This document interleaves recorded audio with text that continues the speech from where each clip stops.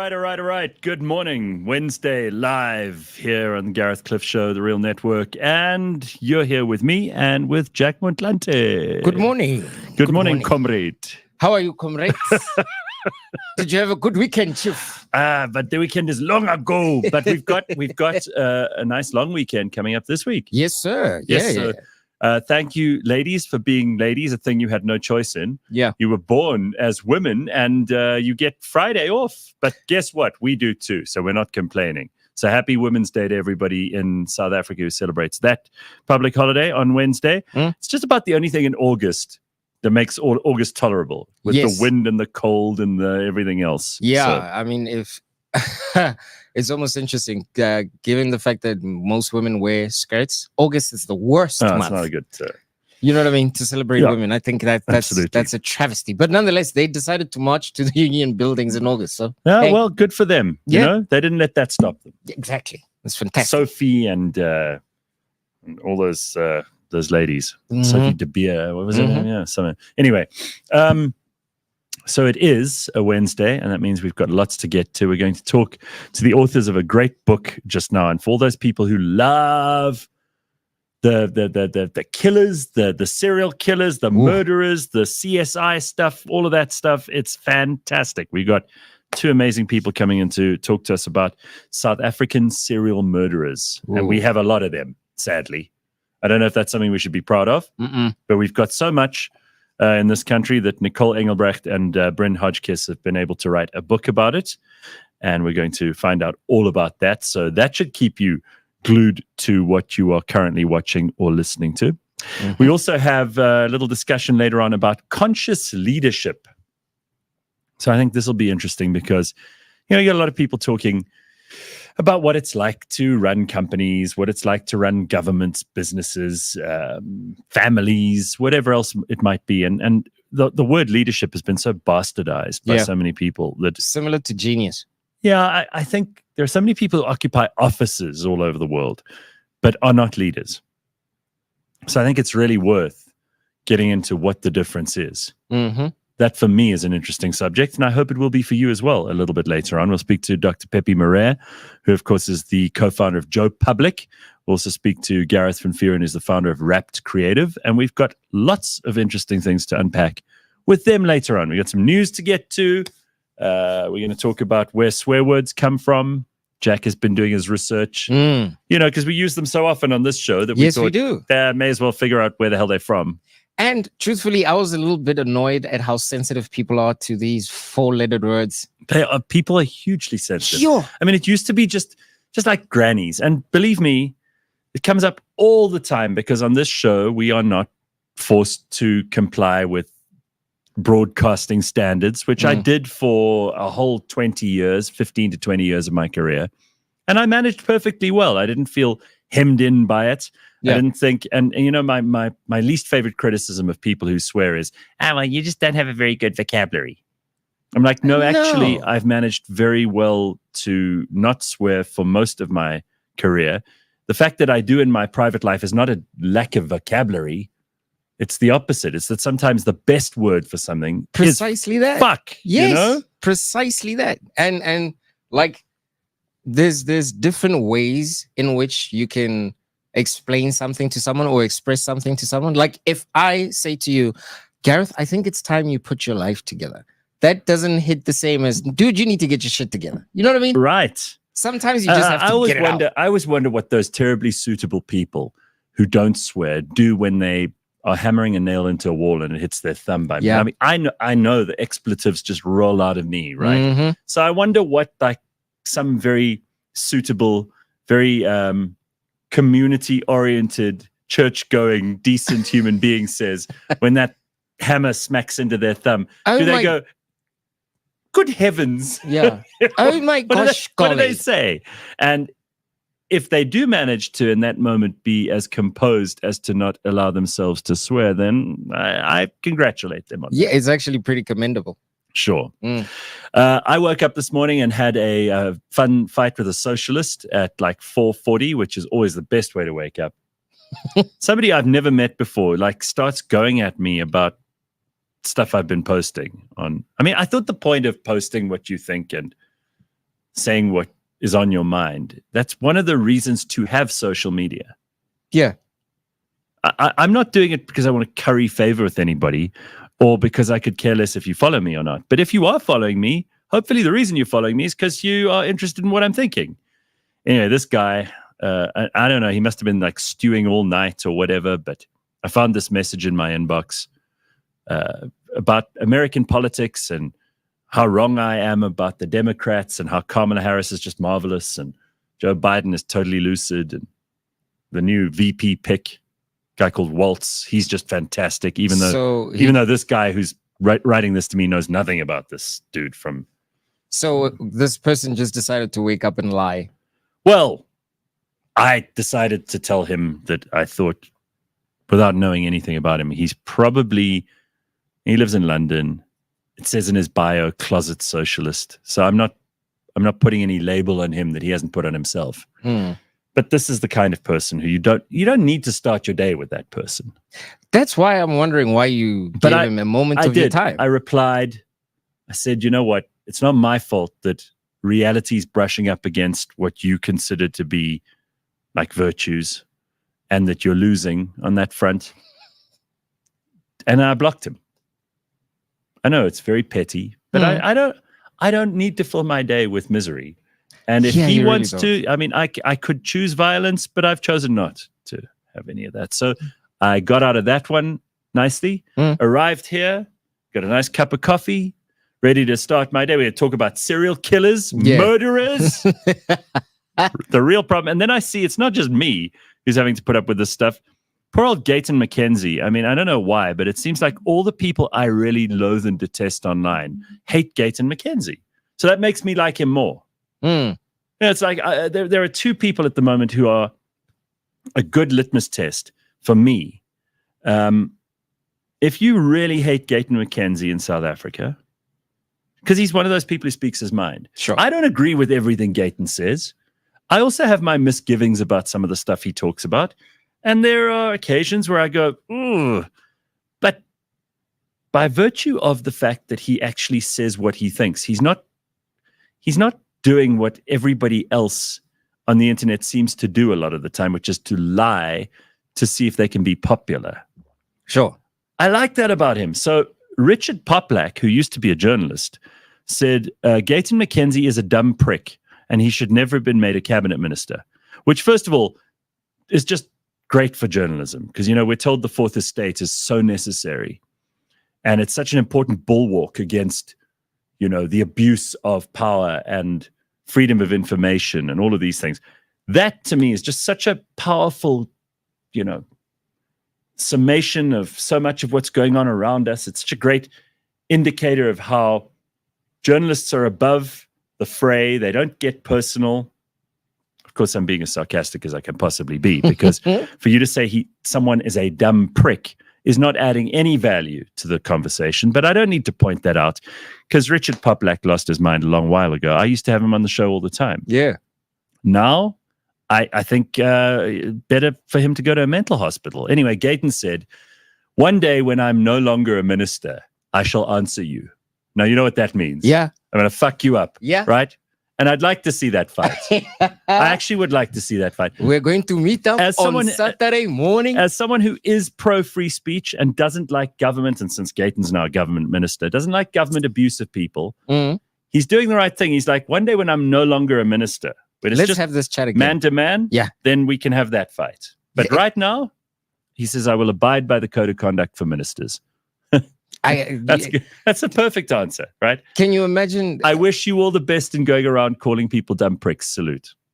Now, that is, I almost said it's a thinly veiled threat, but it's not veiled at all. Nah. It's and like, it doesn't come from, like, Gayton's not going around trying to upset precious journalists in ivory towers. Yeah. He's just responding to a mean and unnecessary personal attack from somebody who obviously has a gripe with him that has nothing to do with his job as a minister or his policy. Yeah, but I mean, look, we live in the world of clickbait and social media craze. So everyone wants to be trending in some shape or form. By the way, like people look for relevance that way. I do want to defend Richard Poplack's right to say someone's a dumb prick. Yeah, sure. It's fine. Sure. But then if there are consequences, it's not my fault.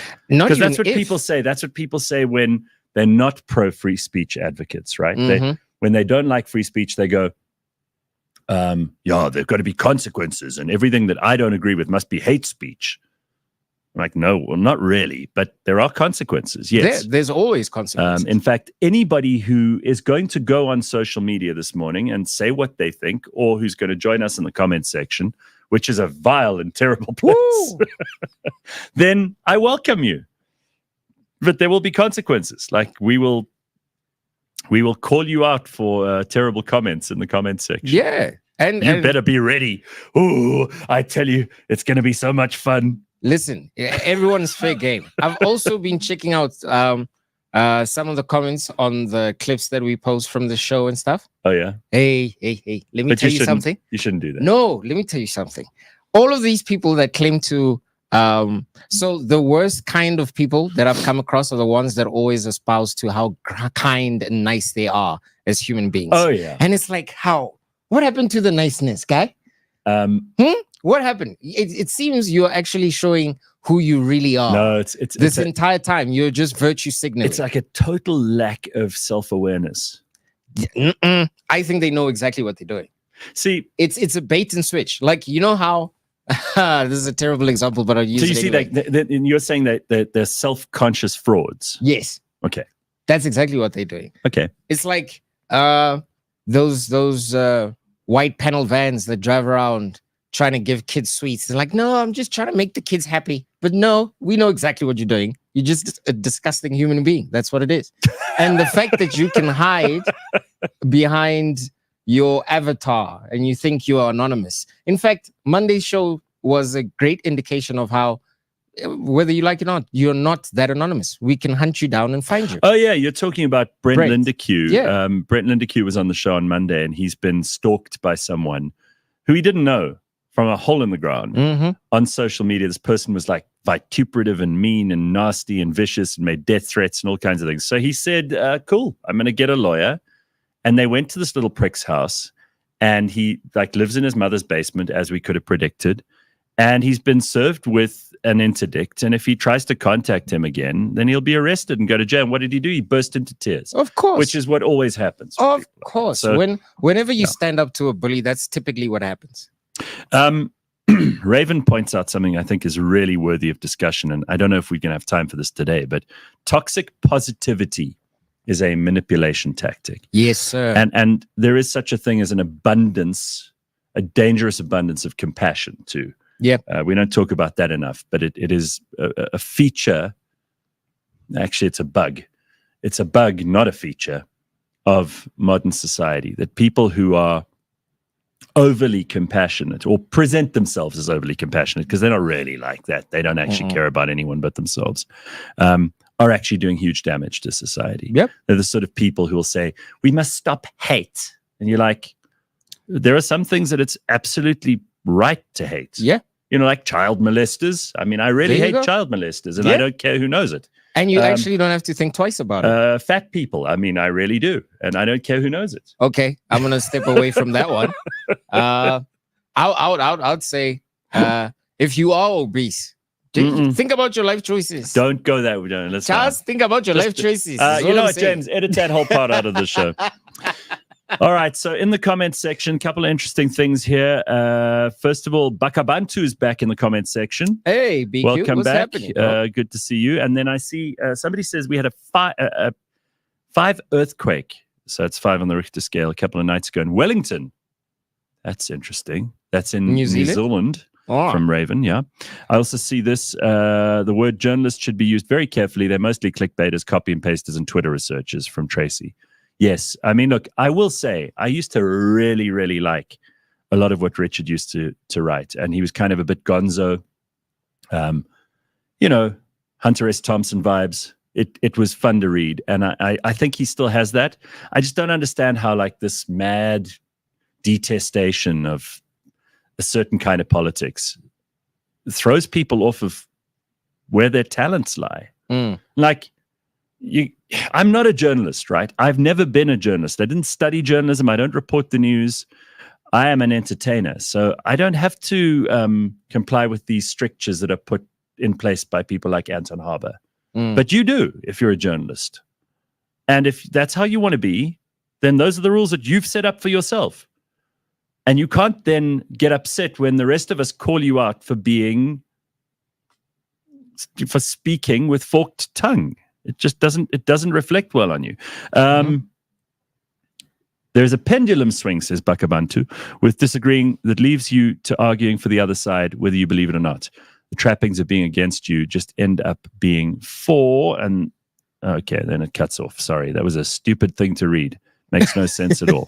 Yeah, I was trying to figure out what was going on there. But I like the fact that he used the term pendulum. Like, it's so interesting how the court of public opinion kind of sways in one direction. Like, it's similar to the idea that if you're standing too close to the elephant, you don't see the elephant. You only just see its dick-skinned vibe. You get what I mean? Yeah. And the moment you step back, you'll be able to see the elephant in its entirety. So I imagine with society, given the fact that it's happening on a large scale, when something happens, we react, and then it takes a bit of a while for everyone to take a bit of a step back as one large group. So the pendulum is constantly swinging. But at this point, the over-compassionate people that you were talking about, it's a bit towards their side right now. Like, the left is kind of winning the court of public opinion at this point in time. Yeah, and we've been presented with this fallacious argument that the person who's the most compassionate in any situation is always the one who's morally right. And that is objectively incorrect. Yeah. So I think what we need to do is, again, we don't have time this morning, but I think at some point in the future, it would be nice to unpack with you kind of what we think that is, this toxic compassion, this abundance, which obviously is necessary in society. You need a lot of compassion in order to raise kids, to make a family, to make society. You want a society that cares about people. You want a society where people aren't treated horrifically by each other, by government, by the institutions of state, any of that stuff. Otherwise, that would be a terrible place to live. And there are places in the world that are like that right now. The other extreme is the sort of society that cannot allow people to account for themselves because no one is wrong. Everybody deserves a chance. There isn't such a thing as being responsible because society as a whole is responsible. We know these kinds of arguments. I think we can get into it another day. Yeah. But let's put that on pause for now. You did want to tell us about where these swear words come from. And before we get into murders, I think it's probably a good idea so we can arm ourselves with a few swear words. So a couple of years ago, I watched Mac G interview Zola 7. And he kind of opened up my eyes to where some of these words come from. So, according to Zola 7. Zola 7. Yes. I'll change your life in 3 days. Anyway. I like Zola. He's a great guy. So, apparently, the word shit comes from people who had to transport rubbish from one place to another. And whenever they have to transport that rubbish over water, they tell you to store it high in transit. Really? Yeah. So you wouldn't have to deal with the smell when you beneath it, right? So if you store all of that shit, really, you won't have to deal with the smell. So apparently that's where the word comes from. And then FUCK is fornication under consent of the king. I feel like these things have been attributed to the words post hoc, but okay, all right. I don't know. Okay, I think which was what some medieval right of droit de seigneur. Yeah, where you could basically have sex with anyone you wanted to. Exactly. Now, as like a terrible lord of the manor, you just go around and grab a peasant woman by the hair and have your way with her, which is it is backwards, but it is from medieval times, so we can't really judge. But I mean, I also thought about what's this? The word bitch. Yeah, where's that from? I've been told that it's actually the correct term for a female dog. So how it came about, apparently, is how, they could not figure out how to separate the animals, like from male and female. And as a result, they decided to come up with this word that would describe the female. That sounds like a crap reasoning, but okay. Yeah, All I right, mean, these are some of the things that I came across on the internet. Mind you, my research is not thorough. Congo I didn't Chris- go to university for this shit. Well, I just came across it on the internet. You don't have to. It's a theory, and Yeah, it's a theory. much of what we do on this show is just nonsense theory. So Congo Chris says that sounds like the worst way to transport shit. Mm-hmm. That bucket is going to slosh back and forth and rain down from on high. If that doesn't put you off, I don't know what will. Yep. Apparently, Nicolas Cage, according to Dirk Coetzee, did a special on Netflix called The History of Swear Words. It was hilarious. Maybe I should have watched that. I think so. Wayne also says that clip from ages ago that explained that fuck was from the German word ficken. Yeah. And then goes on to elaborate the many beautiful uses of the word. And Bakabantu climbing in on this one. Bitch is the female name for a dog. Okay, there you go. Somebody told me is how you started that, according to Viasen. That's the problem. Who's that someone, Jack? I told you. Yeah, Zola 7. It's Zola 7. Okay, well, guys. I'm not good. You know what? Forgive. I like Zola. I think everything that Zola's done in his media career has been terrific. But when it comes to linguistics, I think I'll chat GPT this later and we'll see what we can come up with. Listen, ChatGPT is not going to help you much either. But anyway, I just thought that would be something cool to share. I came across the interview about last week, and I was thinking it was interesting to me that, number one, people have such a weird reaction to those words, and secondly, I wanted to find out where some of them came from. All right. While we get the studio ready for these two, because we've got to get Brin and Nicole in here with Jack, I want to chat to them both about the book that they've just written. It's called Conversations with South African Serial Murderers. This is amazing, amazing stuff. We have just a plethora of these very, very dangerous people in this country.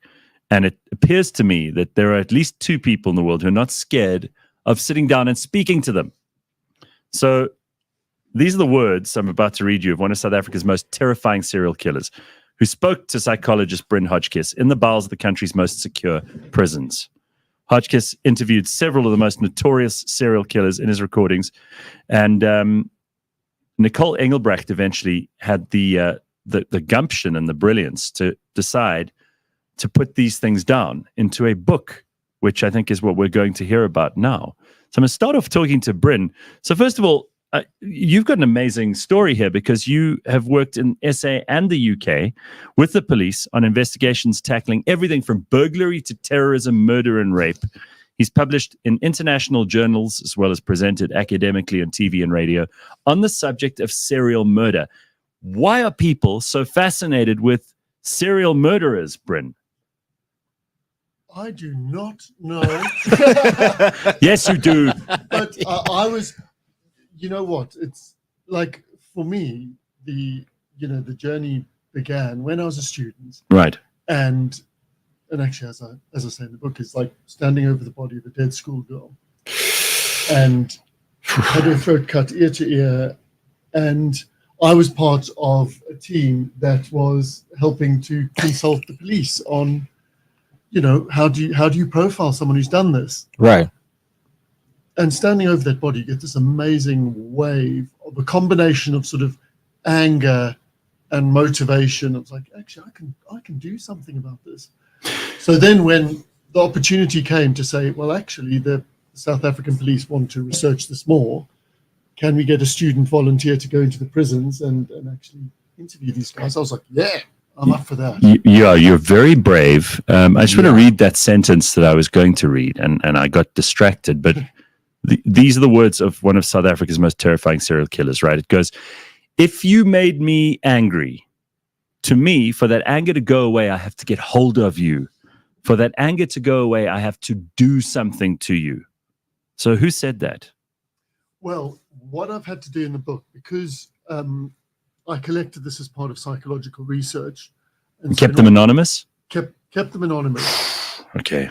So that, I called that guy Sisanda in the book. And you know what was really interesting, and this is why what motivated me to write the book with Nicole, called Killer Stories, is what I found as I was going from maximum security prison to maximum security prison, talking to all these guys, is the stories they told themselves about their lives starts to help create the crime and then maintain the crime.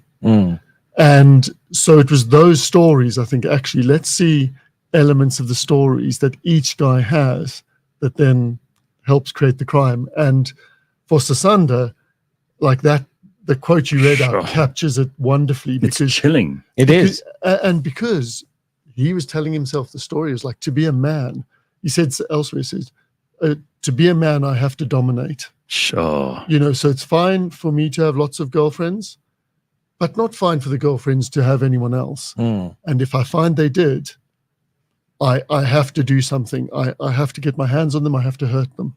Were there any common threads between the different subjects that you interviewed? Yes, definitely. So like in the book, there's sort of 6 killer stories I drew out. But I found a lot of guys sort of almost had it as a syndrome. So they had elements of killer stories, of each other's killer stories. But one of the most common, actually, I found was a belief that they were victims of the world. Oh, okay. So victim mentality is a big part of it. Any common threads in terms of the way that they grew up? Because we always wonder, is a serial killer is someone who is able to murder that, you know, more than one person. I mean, one is bad enough, but if you can commit yourself to just a string of murders, and they do, I mean, maybe they regret things later on. I don't know about that, but is there a way that we can say that serial killers are made, or that they just are? And gosh, it would be love if we answered that. It would be Nobel Prizes for everyone, right? Because the challenge is any element you find in one person that became a serial murderer, you'd find in someone else who didn't. So, for example, you've got, you know, if you read Michael's story in the book, he had a horrifying childhood. It's almost no surprise he turned out the way he did. By contrast, Jacques, his childhood was almost the picture of banality. Really? You know. Really, huh? Absolutely. Shit, so there's just no way to tell. No, and it's quite I think it's a complex interweaving between, you know, your personality, your circumstances, and then the story you tell about yourself. And then last of all, just an element of bad luck. Before we get into more about the book, and we're going to talk to Nicole just now as well, I really want to speak to her about like the podcasts she's created, because that's quite incredible. True Crime South Africa, Samurai Sword Murder, the Mornay Harmsa story, a bunch of these things. And she's also done one called Sizzlers, the hate crime that tore Sea Point apart. There are 3 amazing projects that she's been part of there. Was it scary for you to go into these prisons and talk to these people? I know that you probably have a greater capacity to handle these things than most people. You're fascinated by it, and you're qualified, and you understand it better than the rest of us. But I've been into South African prisons. They're not nice places. We did a show from there years ago at Pretoria Central, Khosi Mampuru as it's called now. And we went into the C-Max part of it, where you've got some really terrible people. I remember I saw Moses Sithole there, Colin Chauke. That was, you know, long ago, early 2000s. Then it's not a happy place, and you come out of there a little bit rattled if you're just a normal citizen. You willingly put yourself in there, and you actually sit and talk to these guys. What's that like? So, you know what, mostly, because most prisons aren't like, you know, the C-Max Ultra Maximum. That's sort of Hannibal Lecter level prison. Yeah. And most of them are just sort of shabby institutional places. It's noisy, and there's the smell of rolling tobacco and badly washed clothes.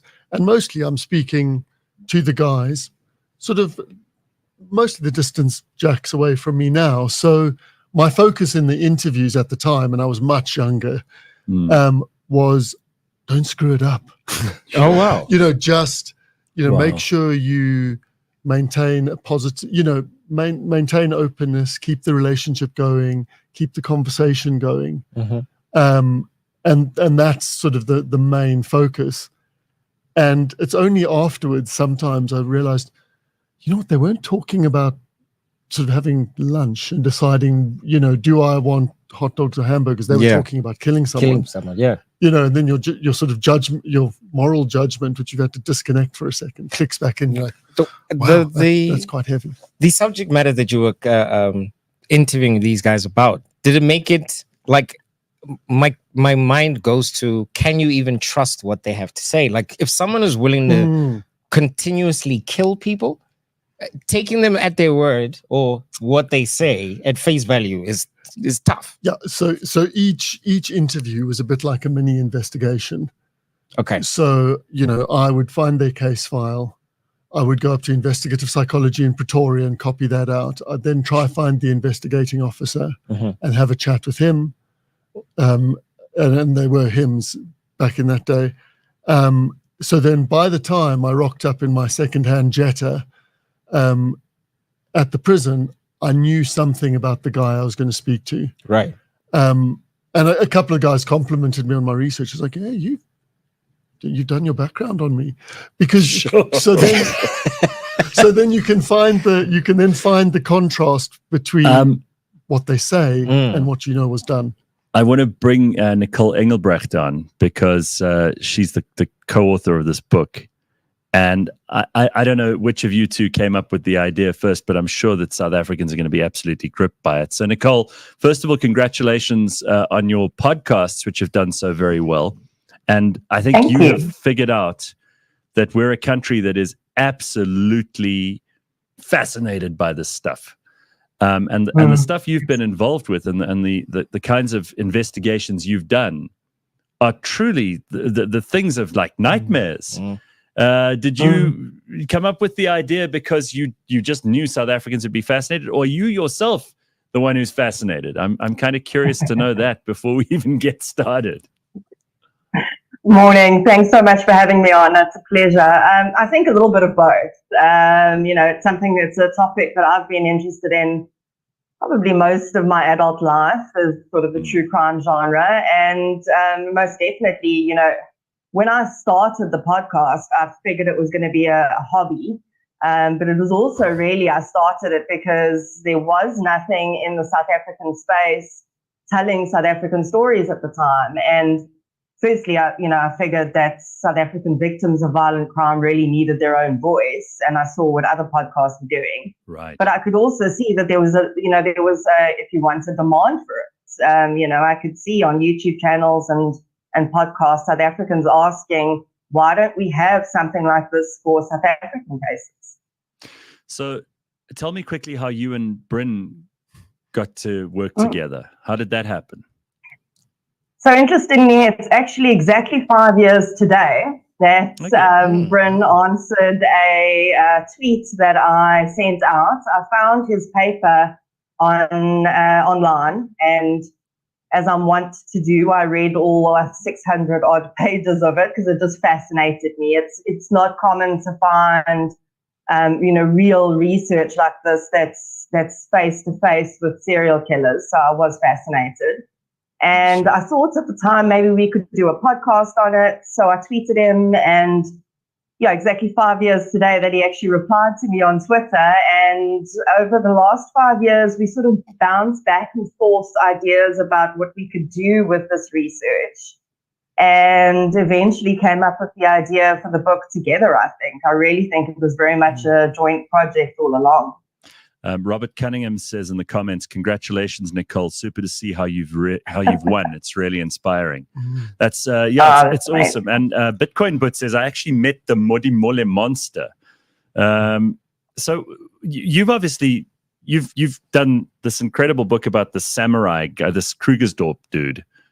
I mean that was a whole other different story in terms of the level of chaos and craziness. And I think people still are fascinated by that story. Out of all the various episodes that you've covered, investigated, written about, Are there some that stick out more than others? And is it because they're just utterly brutal and revolting? Or is it because they're a little bit weird, or the person involved was psychologically a very different game than the others? So I think the complex and, like the samurai sword case, the ones with all the rabbit holes certainly stick out in terms of interesting facts and interesting research and that sort of thing. But I really think for me, the ones, if I look at the podcast episodes I've done, the ones that really stick with me are mostly the unsolved cases. And that's because I often have, always have contact with the families directly, and we're working together to try and get the story out there and get leads in, which has thankfully been happening on some of the cold cases. So I think those are probably the ones that stick with me. But you always have these cases where it's something unexpected happens, and I'm researching and I find something and my mind is just blown. So I think there's a couple of interesting cases like that, especially where you find generationally in families there's, murder sort of throughout the generations, or serious violent crime throughout the generations. Those are always interesting to me. Riet says, I've listened to Nicole's podcast, True Crime South Africa, like a true fangirl. And Wayne says, Criminal Minds is a really good series on Disney Plus. The lengths they went to and trying to understand the psychology of a serial killer in order to build a profile. I mean, that's the kind of stuff that you've been doing to help investigators. Yeah, absolutely. That was the original reason we went in, was to build up a database, and that database can help them profile offenders.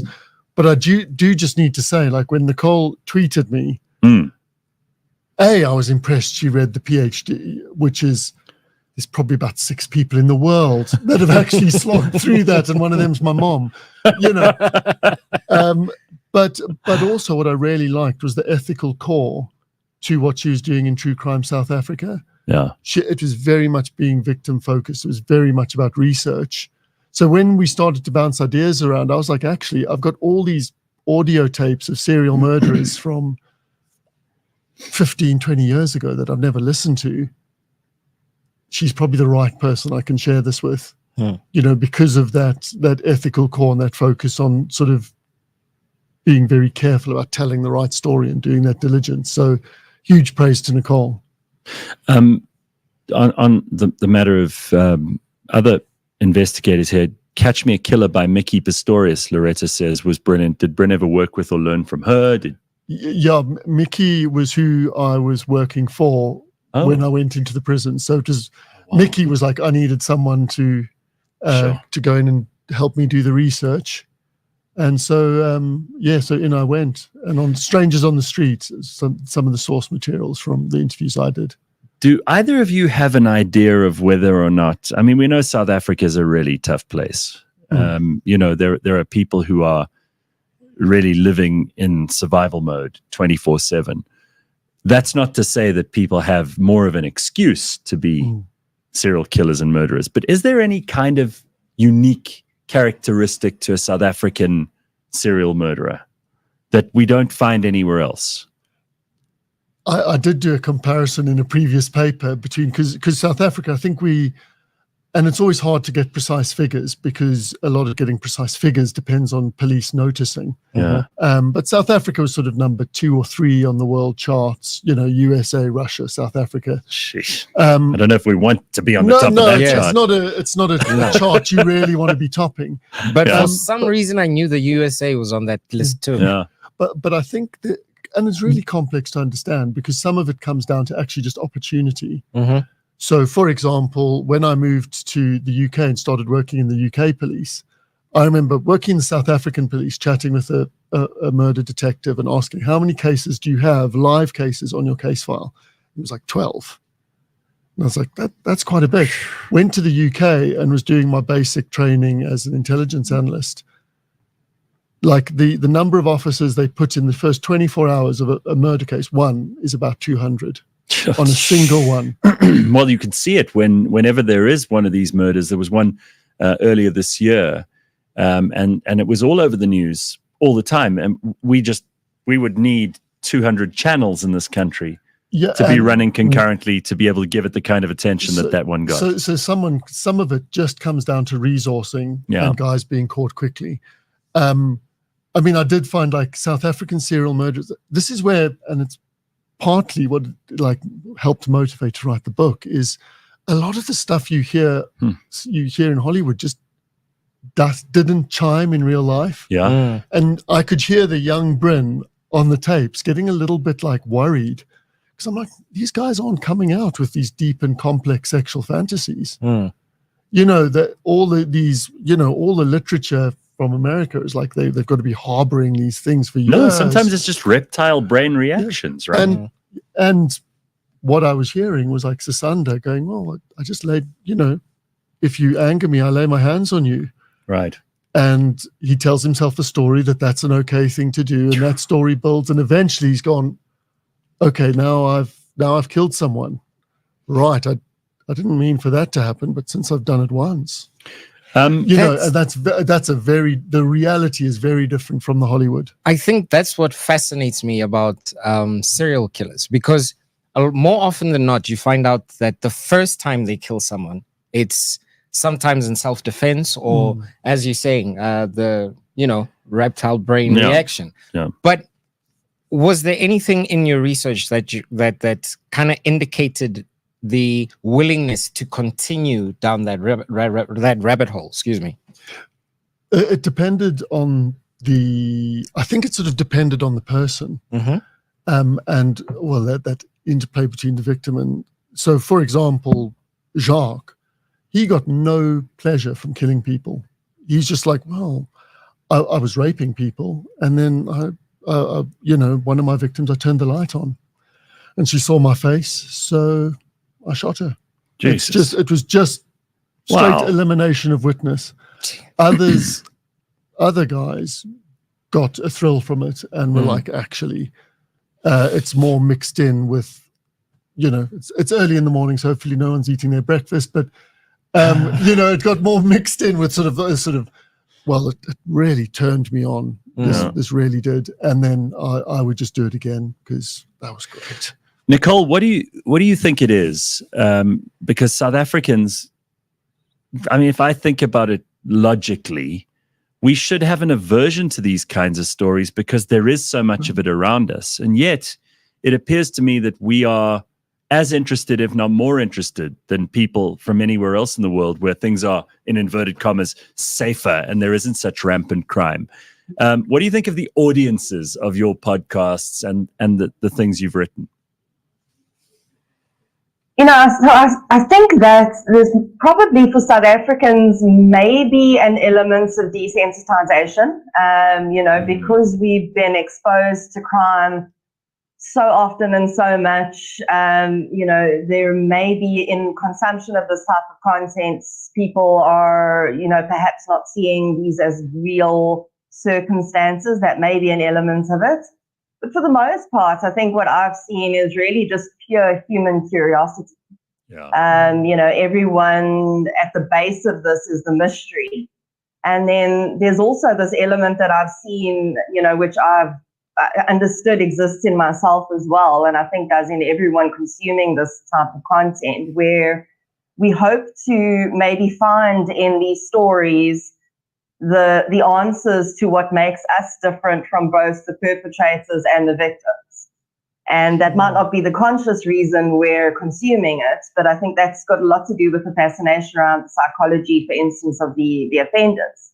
Is how can I figure out, I must be very different from these men and women that do these types of things. How am I different? Wow. And I think if you consume enough of this, you realize you're actually not that different. Yeah, that I think is probably the most terrifying thing for anybody. Is like you look at these people and some of them appear to be completely logical. Some of them are motivated by material things, which we're all motivated by on our day-to-day. We're not necessarily killing people, I should hope, but we're trying to get the same things they're trying to get. Right. Whether it's money, whether it's a sense of being important. There are lots of these things, and the motivators do differ, right, Brin? Yes, the motivators differ. I mean, very seldom it's like, I want to kill. Oh yeah, no, you won't have guys, and I was listening before I came on, Yeah. and some of the guys go to great pains to say, actually, I'm a nice person. Mm. I'm not a bad guy. Yeah. I just had some unfortunate circumstances, which meant I killed a bunch of people.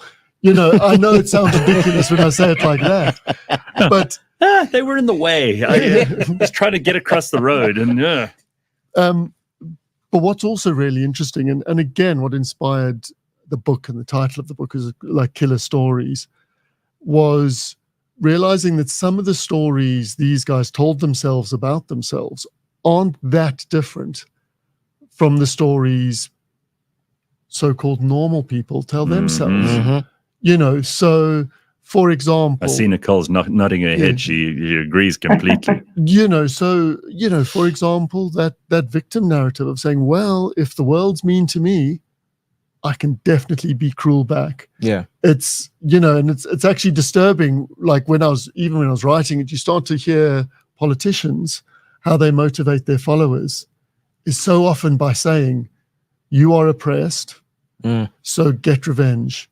And that is when you hear it sort of coming from serial murderers saying, well, what do you expect with life being so cruel to me? Yeah. Do you expect me to be nice back?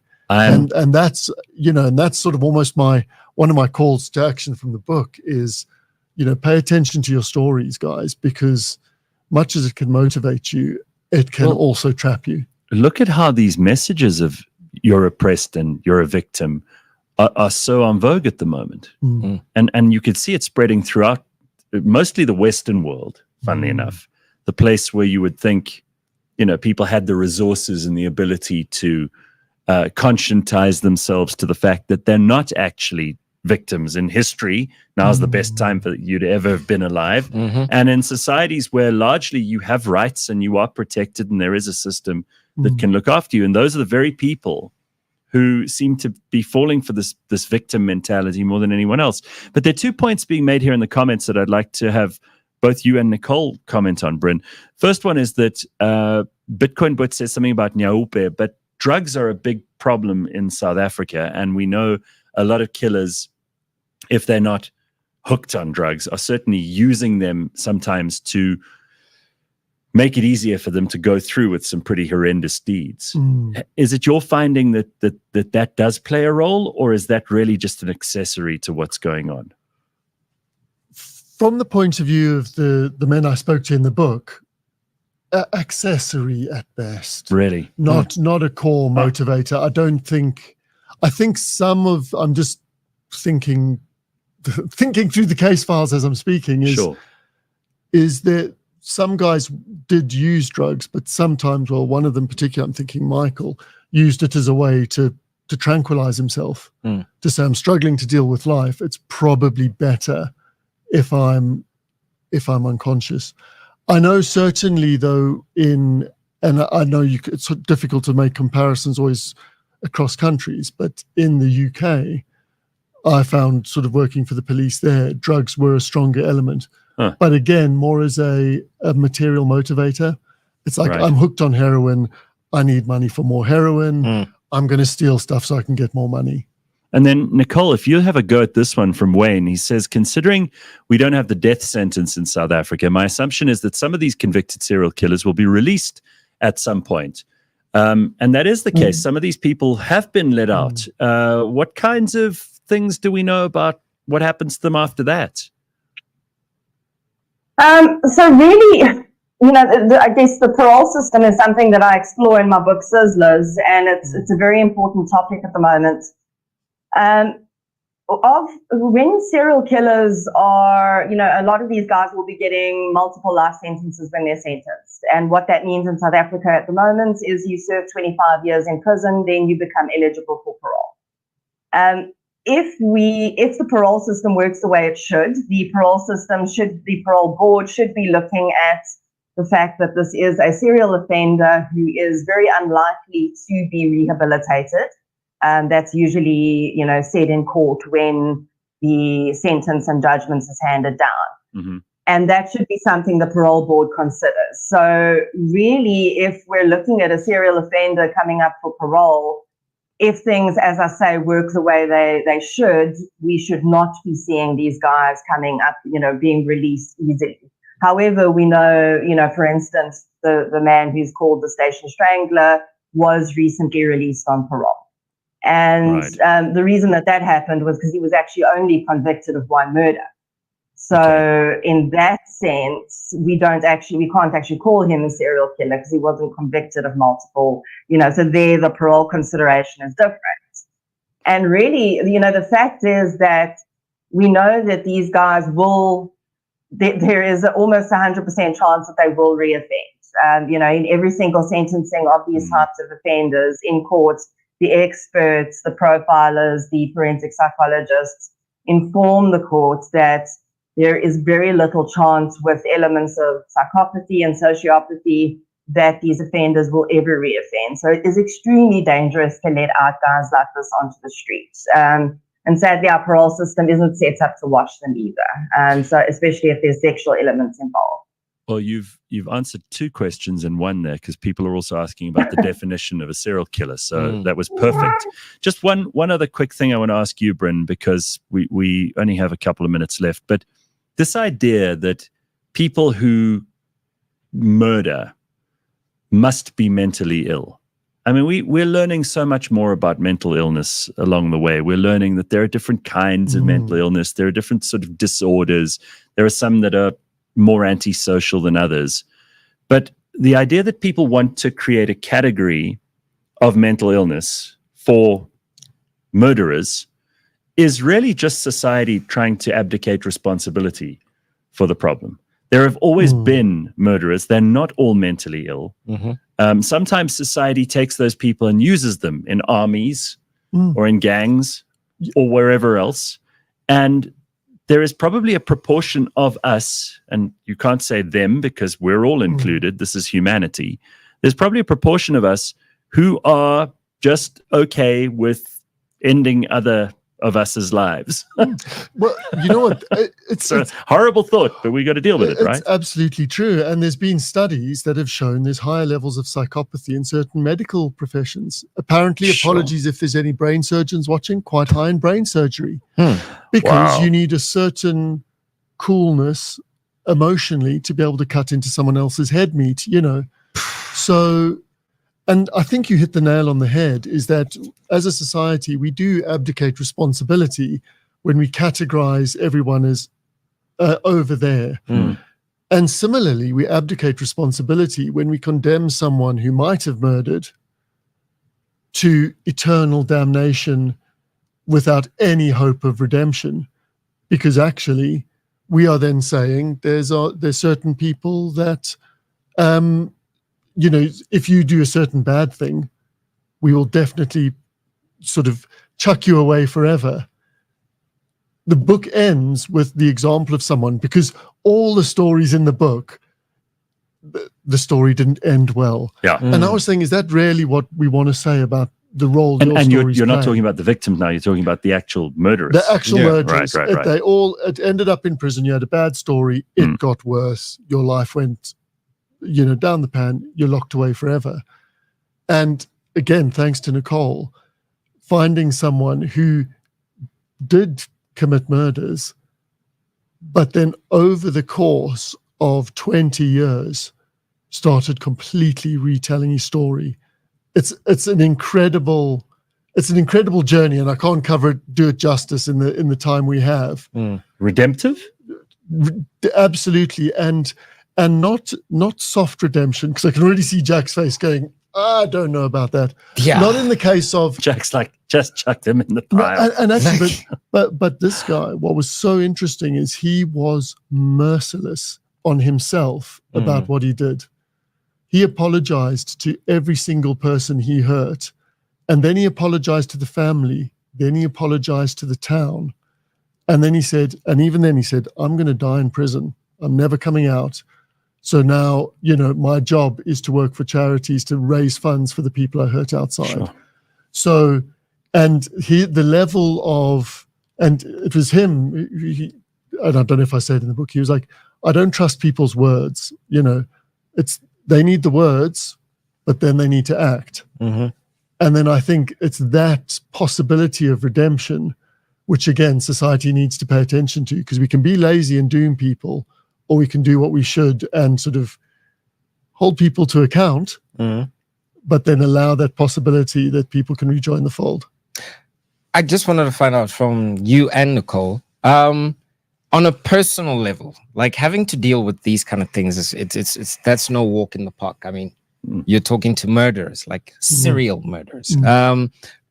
Separating yourself from what you hear to the point whereby it doesn't, give you nightmares and all You this don't stuff. sit at home and see something past the window and shit yourself.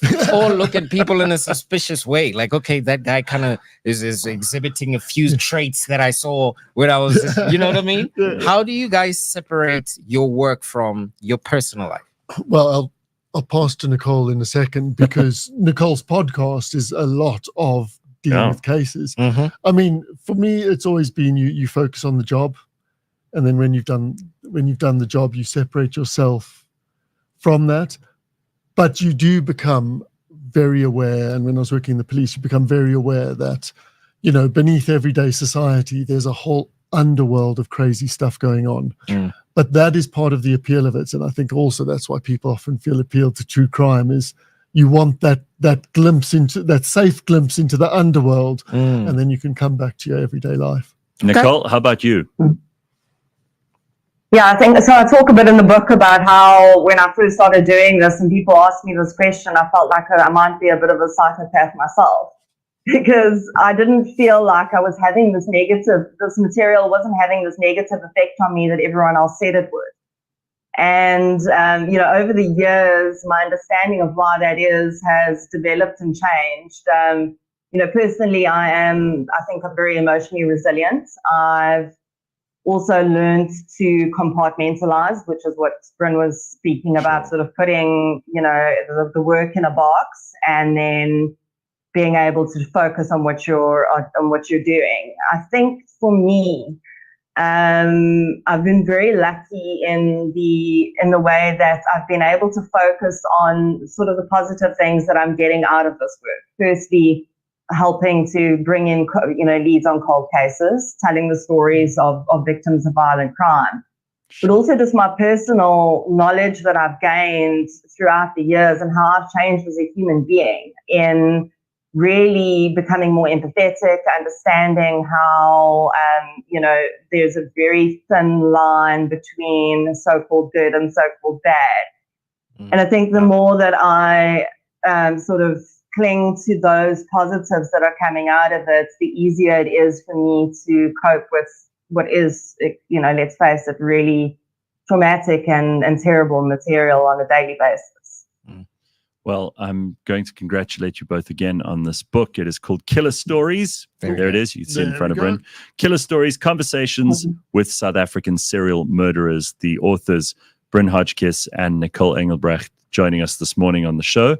Well done. I wish you luck. I think there are going to be loads of people who are going to be absolutely engrossed in this book and these conversations. So thank you for writing it. And thank you so much for inviting me on. And I saw in the chat, there's a couple of book launches coming up. So keep an eye on the social media. But absolutely. Thank you again. It's been a real what a pleasure. I think this was great. you guys have also obviously put the fear of God into me now, because now, you didn't tell me how I can identify a serial killer, so I'm just going to assume everybody is. And now we're going to have until to get they the prove book. otherwise. We're going to have to get the book. All right, very good. So thanks, guys. We'll be back in a moment or two with a whole lot more. Jack Motlanthe and I, and then we've got a discussion about hopefully something very, very different, because I don't think it has to do with serial killers, but does have to do with conscious leadership. Now, I mean, I don't have to tell you that there are loads and loads of people who occupy offices, who've done things, who seem to be the kind of people we should look to as leaders, who are actually just office bearers, and who, frankly, I'm mostly unimpressed with. But we'll find out from Dr. Pepe Marais and from Gareth and Vuuren what exactly they think conscious leadership is all about. That's coming up next, plus a bunch of other fun stuff. Don't go anywhere. I've got Canada to beat Spain, and I've got France to beat Germany. As we know, I've spoken about the cheats that are France. So you're thinking Karma's going to... Yeah, no. They're looking to beat Germany. They're going all the way to the final. Okay. And then Australia to beat Greece. I know everybody's been like, that's a big call. That's probably going to be my big call. And my 100 Rand will get you 907 Rand. Which is a fair return. I think normally you go for the big bets. We've both gone for them this week. Yeah.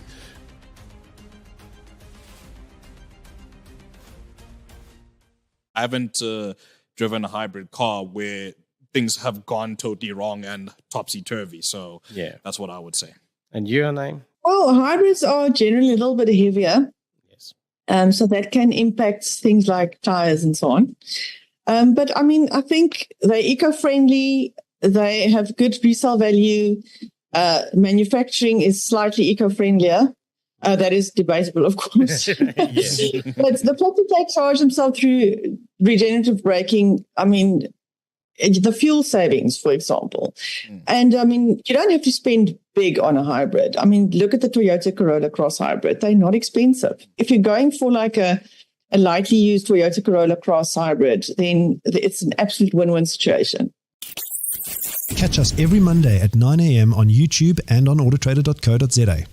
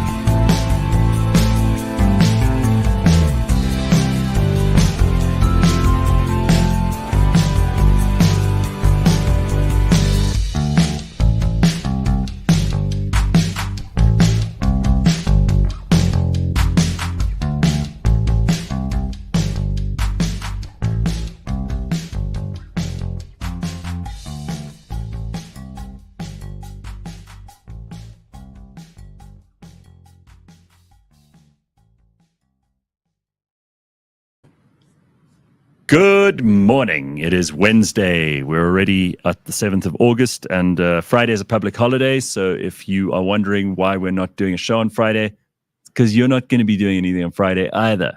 And that's all thanks to Women's Day. Yes, sir. I see that we may have a new mayor of Johannesburg. Oh. The Nyaope mayor, It's gone. Kabelo Gwamanda, Hey. is about to see his ass, which... I mean, I can't believe it's taken this long. I saw his boss from the Al Jamaa party on the news the other night. I actually posted this somewhere. And the boss had the temerity to say to us, the leader of the Al Jamaa party, I don't know his name. You don't have to worry about it either.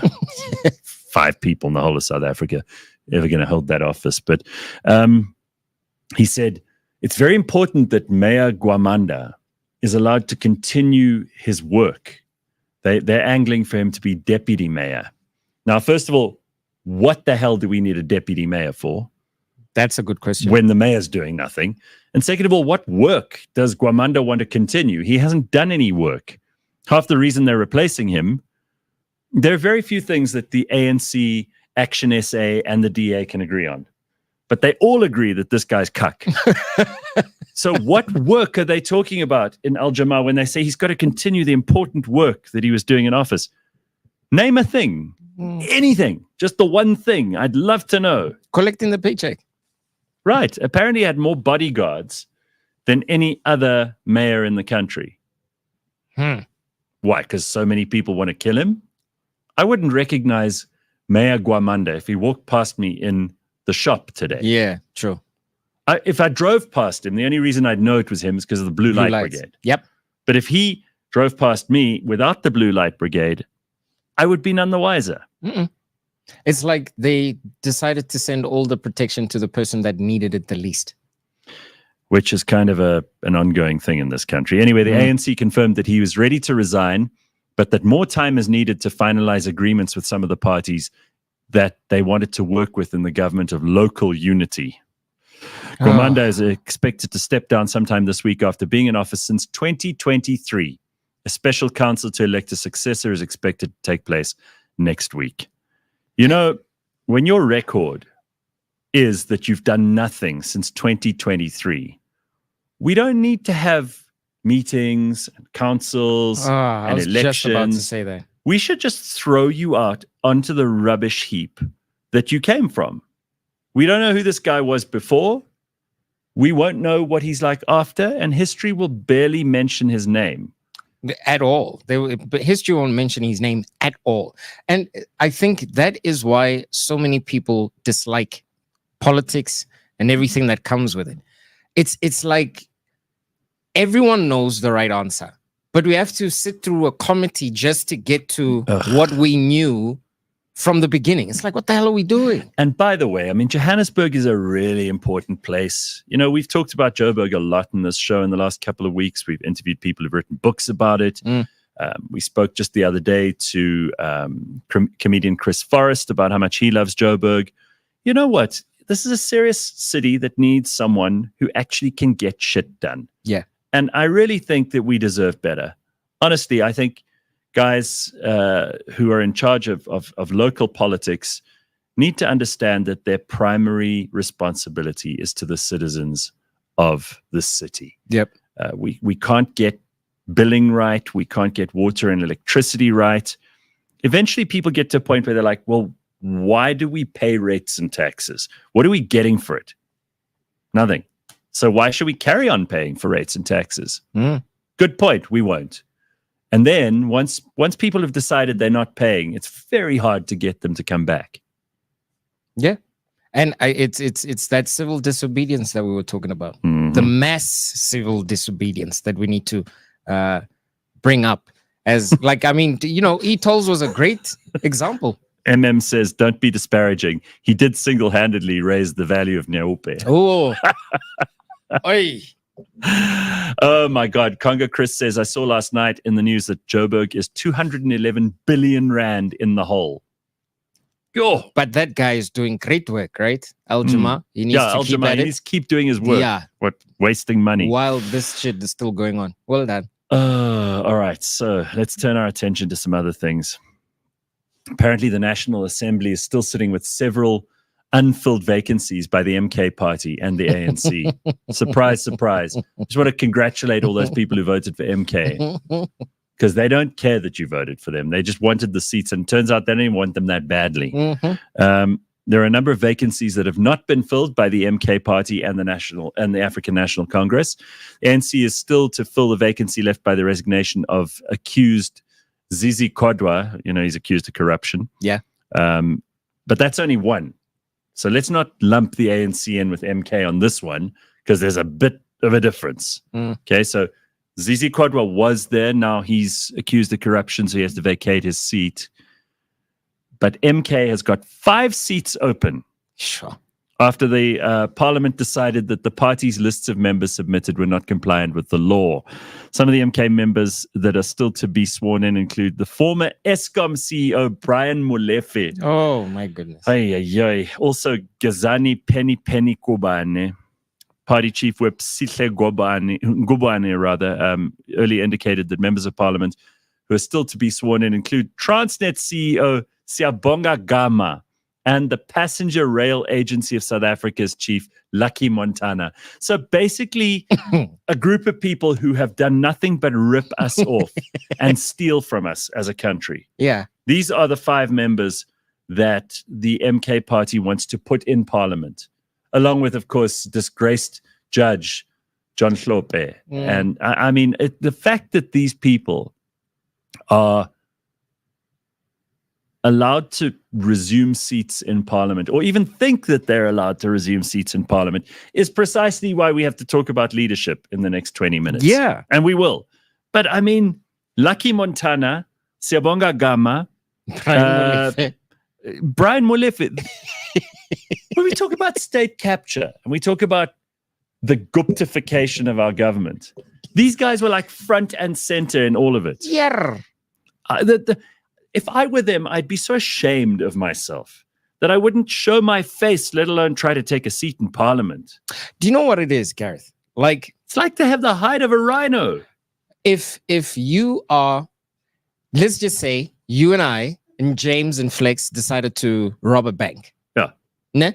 Yeah. And don't give me ideas, but yeah. Yeah. We robbed the first one successfully, and we've got our loot, and we go our separate ways, sort of.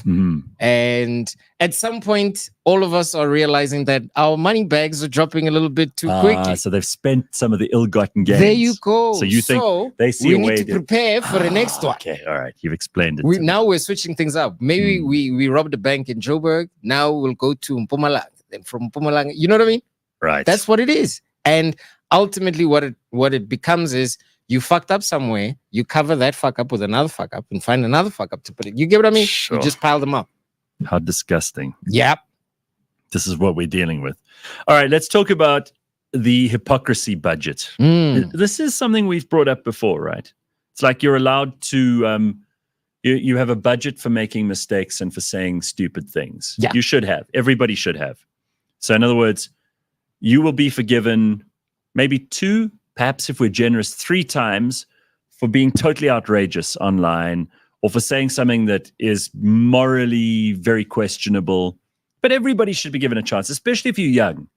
Like if you're in your teens or in your 20s and you maybe say something really off color, a little bit dangerous, bit provocative online, we should give you a little budget to be able to reconfigure things as you go. You know, now, what is a hypocrisy budget? I love the fact that you brought this subject up the way that you did, because you are the center of the subject, actually. Oh God. Okay. I'm a hypocrite. No. Look, we all have, tiny moments where these things happen. And I don't think we should rake one another over the coals for it. But look, but you're going to, so go. No. I'm going to be kind this morning. I'm going to be kind. So I firstly want to bring up where I heard this idea to start with. So I was very fortunate to sit in your interview with Eric Weinstein. All right. And he brought this up. James, do we have that clip? Okay. You'll let me know once it's ready. But anyway, he presents what you just said. The idea that, look, as human beings, we need to be afforded a little bit of grace. But at the end of the sentence, there's something that he says, that you should not go below your budget. You must stay within the budget. And I think you did a perfect job of doing just that. So you were a bit of a hypocrite, a little bit. On any particular subject? So you were talking about, you remember that show we did a few weeks ago when you listed the 10 ways people should unfriend you on Facebook? Yes. One of those rules was if you use your wedding picture 6 months after your wedding as your profile picture. Yeah. And I thought to myself, where have I seen someone using a picture they took years ago for something recent? And I saw the thumbnail for the show. Oh yeah, but that, we haven't done a photo shoot in ages, and so I thought it was really interesting that you were the person to point that out. You're not the only one, and Ben has brought this up before. Yes. So let me just deal with this right now. We have to do a new bunch of photos for the show. We're using very old pictures.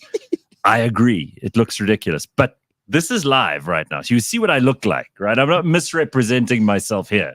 But I kid you not, if they would have you're right. If James would have put up the thumbnail that we usually go with for the show. Put it up on Put it up on the screen, James. It's a shoot we did 11 years ago. Sure. Right? I just couldn't be bothered. At that. Yeah, but okay, so I could not be bothered. At least your picture's quite cool. Yeah. That wasn't too long ago. You look like a squattan. Yes, sir. All I'm missing is the ultra male. You know what I mean? All right. But we did that shoot 11 years ago. I couldn't be bothered to go and sit in a studio and have them take pictures. You have to have your hair and makeup and outfit and all that shit done. I could care less. We do a show every day. If you don't know what I look like, you're not watching the show. Too bad. Then use your imagination. James, do you hear him flipping the script? I on come us? from radio. I don't give a shit what you think of the way I look. I'm not particularly thrilled about the way I look. I could be better, but I'm not going to go and do a whole bunch of photos. We'll do them in this studio one day when I've got an extra 5 minutes, and they'll look okay. That's the best I can promise you. So yes, hypocrite, I'll own it. Yeah. And you came in just under budget. But bear in mind, I don't make the choices about what pictures we use. I don't have any. James, do I have anything to do with that? Have I ever said use this picture of me?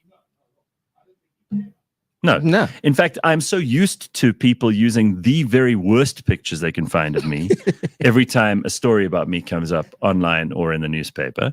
Yeah. So I've stopped caring. Therefore, I don't know that this is a massive impingement on my budget. I don't think so. That's why I said you came in just. You know what I mean? I love Congo Chris's comment. He says Gareth's hair hasn't changed in 30 years. There's no point in taking a new one of exactly. What's the point, right? What are those phallic things behind you, Gareth? Grant. What are the phallic things behind? Oh, right. They're meant to be like it looks like a salt and pepper shaker to me, but if you want them to be phallic, then that's you. Wayne says Gareth's catfishing us all. That Don Kitty says, I'm 4 years married. I still have my wedding picture as my Facebook profile pic. Listen, sometimes you just don't think to update it. Honestly, I have to, and when I do, then I go, oh, well, I better update all of them. But I haven't done that for a while either. I think my Twitter picture is the same one it's been for a very long time. I don't even know. Let me check. A couple of months ago. Oh, that's also old. Simpiwa was telling you to change your LinkedIn profile picture too. Which is also very old. Yeah. All right. Okay. You know what we'll do? Today, I'll do an update of all of them. But I'm not doing a whole photo shoot. I'm just going to find some picture from yesterday. Yeah. Or I'll take one with my phone. There you go. There you go. Okay. Because, a couple of people brought it to my attention. They were like, but hey, man. But it's full of shit. How is this Gareth person telling us which pictures to use? Meanwhile, he's using... And I actually didn't realize that you took that picture years ago. Yeah, 11 years. Jeez. More than a decade ago. All right. I get the point. But your hypocrisy budget is still together. You're still good. Still good. The hypocrisy budget, according to Congo Chris, should be directly correlated to your hypocrisy tolerance. I try not to be hypocritical because I find hypocrisy abhorrent. Yeah, okay, good. I'm for the gents, let's not fool ourselves here. There's a mental case at play with the majority of people in government, says Dumisani. Are we going back to the story about Guamanda? Yeah, it sounds like it. I thought he was maybe talking about pictures and Parliament's webpage. Okay. Yeah, Dumisani, I don't think you're wrong. Yeah. Raven says, dear God, don't let James decide that the pictures that you'll use on the real network. Oh, yeah, very bad idea. Jody says, Gareth looks the same. The cheeks have filled out in a bit, but that's as far as the change goes. Hey, it had to happen at some point. It had to. You're the youngest you'll ever be. Now, there's a terrible thing to remember from Percy in the comment sections. They're just deciding to be a prophet of doom. Like, just, spot on. Hey? Yeah. We should allocate everyone a yearly or 2-yearly budget for being wrong, not a lifetime one, says Mapelo, because we keep growing as people. Yeah, and you know what the other thing is? Like, you should be allowed to change your mind. In fact, it would be a very good thing if we remembered that people are allowed to change their mind. That's why I hate it when someone is running for office and they dig up a clip from like 10 years ago. Right. I go, but you're not the same person you were 10 years ago. I'm not even the same person I was 2 weeks ago. That's the thing. Don't you think? If you are going to think the exact same way. In fact, Muhammad Ali said it best. If you view the world at 20, the same way you view the world at 50, you've wasted 30 years. Sure. I think that's the perfect way to put it, because if you are not learning anything, if you're not growing, if you're not evolving, what is the point of you? Like, genuinely, I asked that in a very serious way. Like, what is the point of you? Because if you are not trying to elevate your understanding of not just yourself, but the world around you, what are you busy with? Couldn't agree more. I think that's right. We changed by the second. So, okay. So everybody, this is a little reminder to all of us then to go and change our profile pictures. That's it, please. Otherwise, you're guilty of misrepresenting yourself, you know? Yep. I think that there are lots of people who still don't have an actual picture of themselves. That's a whole lot worse, if you ask me. Yeah. People either pretending to be someone else or people who are using a picture from so long ago that they don't even look like that anymore. I've heard some horror stories from these dating sites from some of the people that are on Tinder and all of that stuff. Yes. Yeah. It's like, my guy, couldn't you just tell me that you gained 15 kilograms? Like, you couldn't just tell me? Like, what's going on? Percy says, the smartest man I know is my tailor. He takes new measurements each time he sees me. That's from George Bernard Shaw. That's very good. Very good. People are not the same person as they were 10 years ago, except serial killers, says Wayne. Well, that's an interesting point, right? I mean, we were talking about the retribution and the ability for people to renew themselves, to come up with a new way of looking at things. I think there's certain things that society takes a long time to get over. Profile pic is one thing, but if you're actually a murderer, that's kind of a level up. Yeah. And it's appropriate that we don't just forgive you. No, I think that there needs to be a little bit of accountability there. Lucky says, I just realized I've been using the same picture for YouTube and everything else, and I haven't had dreadlocks in 4 years. Lucky. Lucky. It's okay. We just won't recognize you when we bump into you on the street. Like we wouldn't recognize Mayor Guamanda if we ever bumped into him again. Yeah, it's just with Guams, you need to be Guams. Yeah. We're not calling him You Guams. need to be in the right corners. You know what I mean? No mayini, Baba. No mayini. Now Guams. Get the crams, Baba. Oh man. I see lots of stuff going on here on X this morning from people who have lots to say about the VP pick that Kamala Harris has chosen for the Democrats going into the election. Only a couple of months away, hey? Yeah. And I see that there's a lot of controversy that's brewing around X and Linda Yaccarino, who is I think she's the new CEO of X, who was appointed by Elon Musk. She's basically going after two bodies that were established supposedly to regulate advertising, but actually to do a soft or a hard boycott on many platforms because they just were considered politically inconvenient or not necessarily aligned to the political misgivings of the powers that be, the people who want to control the narrative. And she's going after them. And there's just this huge outpouring of like, no, you can't do this. Because, of course, X has been bought by an individual and is now a platform which he is intent on opening up rather than closing down. And the best thing is, to prove that actually Elon Musk is the best thing that happened to X, is that all these people who don't like him are allowed to comment on X about him. Exactly. He's not shutting anyone down. He's not blocking you. He's not cutting you out. He's not being petty like I would. If I owned X, I'd be like, no, I don't like you. You're out. Yeah. But he's doing everything that people say he wouldn't do, and none of the things that he said he would. That they said he would. Yeah. So I don't understand why so many people are so angry about Elon Musk when he's allowing them to be angry on the platform that he owns.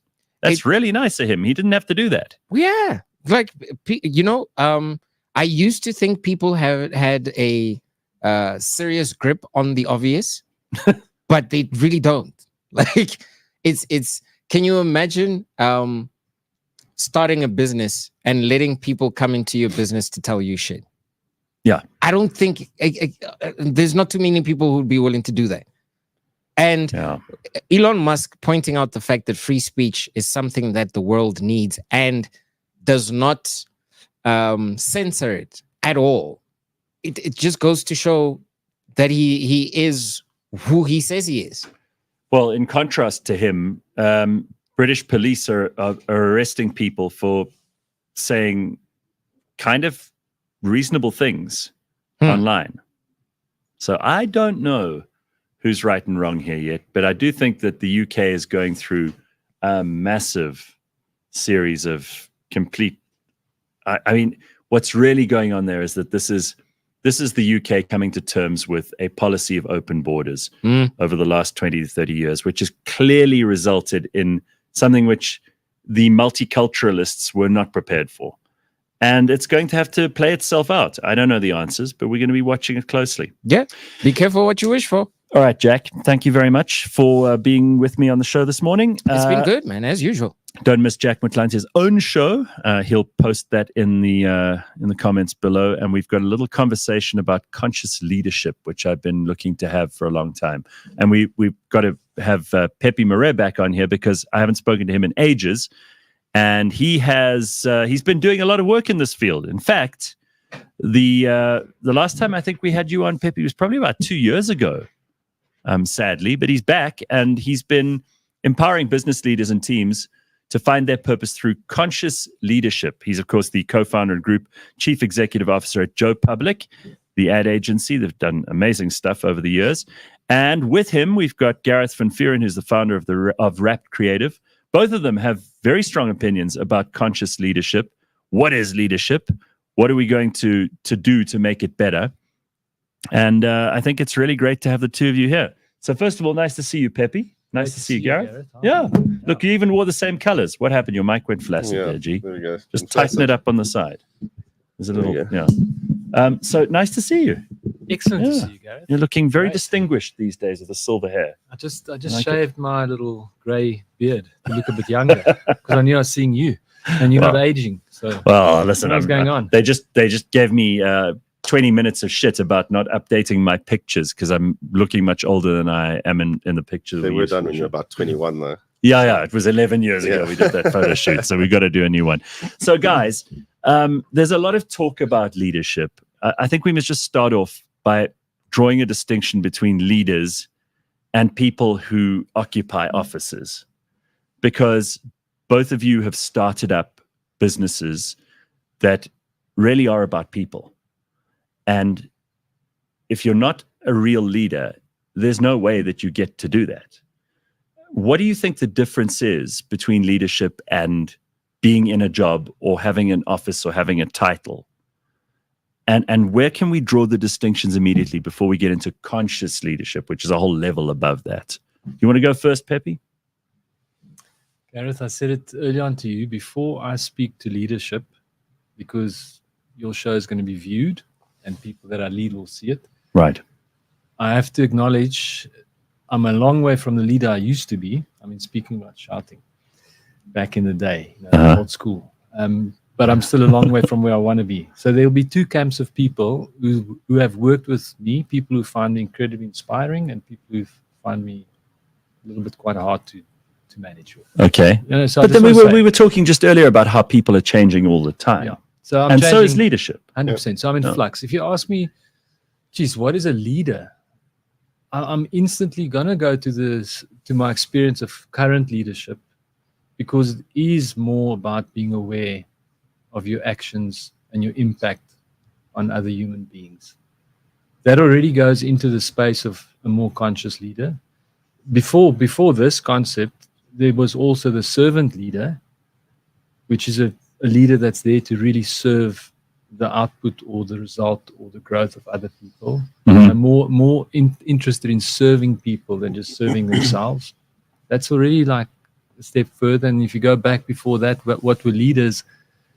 They were the people that founded businesses, and by their sort of birthright, were the person that made all the decisions and spoke the most in rooms and had the loudest voice, and everyone had to listen. So it's constantly shifting, but it's shifting around this concept of awareness. So yeah, in essence, to me, leader is someone who sets the right level of example that serves the world the best in this moment. You agree with that definition? Yeah, I think Pepe's further down the line than I am in terms of that discovery. But yeah, I think, for me, leadership is, the difference between a manager and a leader. I think start there is manager is somebody who sits there and makes sure the work gets done. And I think a leader is somebody there that empowers the work to be done when they're not around. So that's a big part of leadership for me. And speaking of the servant leadership style, I think that's where I find myself. When I'm focusing more on serving others and creating a business that will last, longer than me, then your whole outlook changes. When you're not the one looking for the recognition and giving it to your team or giving them the tools and the opportunities, I think that's more what leadership is. Well, I mean, it's interesting that you say that, because I had to persuade you to come on here. You don't really need to and want to talk about these things. And the first time I spoke to you, you were like, I'm not so sure, I've got things to do, I've got clients to meet, I've got staff to deal with. I don't want to be talking about this on the show. But look at the two of you now talking about this. And I think there's so many people in business, in politics, in society, in families, who are starting to realize that the leadership has to start somewhere. And you got to stand up and be prepared to take some flack and take some risks. And it's always been the case that people can see leadership when the general is actually in the front of the army with his troops. That's when you see it straight away and it's obvious to you. All these other kinds of leadership that you spoke about are much more intuitive and perhaps not as direct and not as obvious. But a lot of those things are the ways that people are running big companies, countries, making important decisions about the way that civilization moves. So where do you think this idea of conscious leadership, as opposed to just kind of people who stumble upon it? What did Churchill say? Some people are born great, some people learn to be great, and some people have greatness thrust upon them. So do you think conscious leadership is some new evolution of that idea? So I would stick to my belief that people grow great rather than are born great. Okay. Because I think we're constantly evolving if we're open to it. Okay. I was saying to Gareth just before we came on now, there's this beautiful model about human evolution that starts with being unconscious of our level of incompetence. So now when I'm unconscious of my level of incompetence, I actually think I'm very competent, but I don't realize against my real potential, I'm nowhere. And only when you shift into a space of becoming aware of your incompetence. So I could be dealing with people and using force and my view, and I'm always right, and I'm the boss. And I might think that's absolutely acceptable and right, because I'm unconscious that that's an incompetent way. We all know people like that, Well, right? I used to be like that, so I know. So that's a beautiful way of showing how we evolve. So we are constantly evolving. The world is evolving. I mean, do you look back on the old Pepe and think, ugh, or do you just accept that that's a part of who's informed the version we see in front of us now, and that this version will lead to an even better version along the way? You're always seeing constant improvement. I'm absolutely will never look back on my life and go, oh, because I know that good comes out of bad. I mean, that's nature, like growth comes out of fire. That's just the way it works. So I would never criticize myself for my ill behavior or my so-called wrong behavior, because every time I've learned and grown out of it, that's life. But I am more aware now of what affects people in a negative way, and I'm working on that.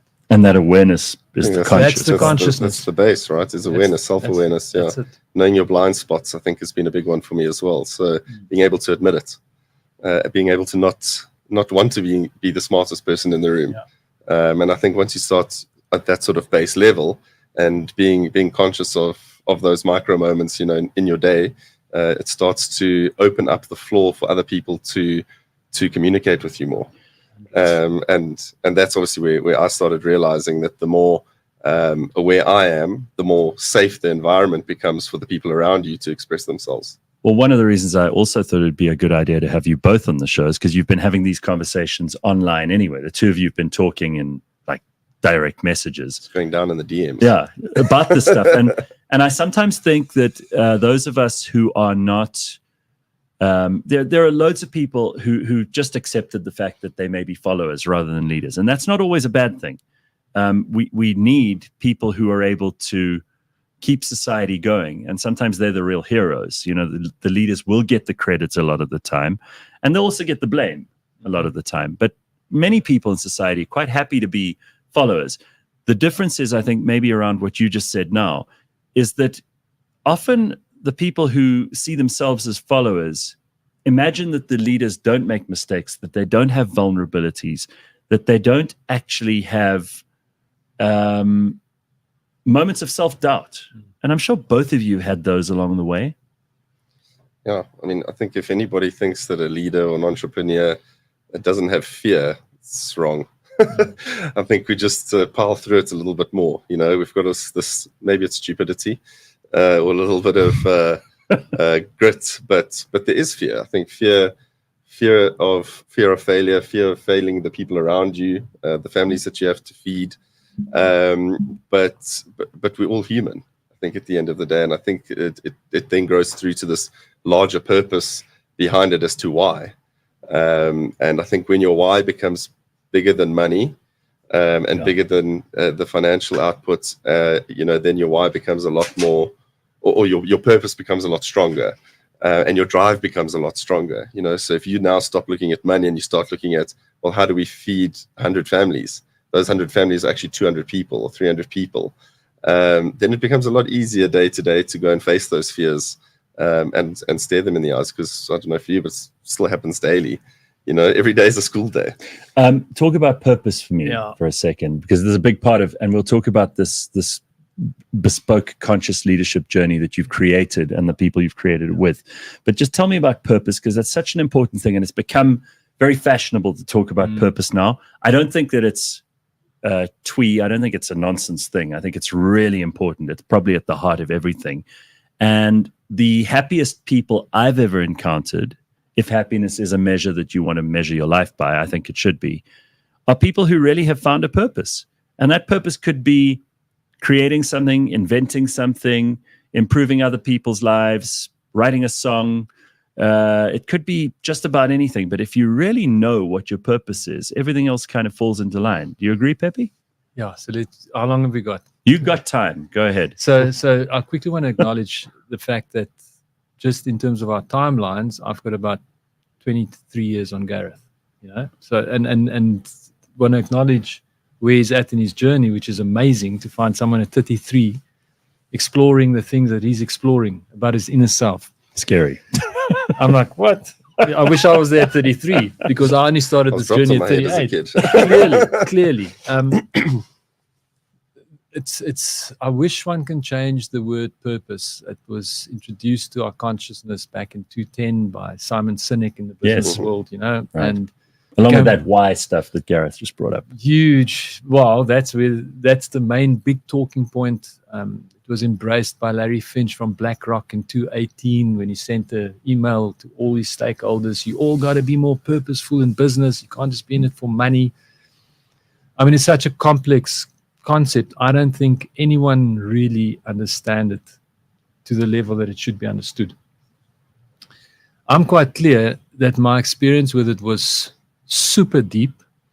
It came through a breakdown, which unfortunately, the concept of understanding your purpose, and I'll get to exactly what I believe it is, usually comes through a breakdown.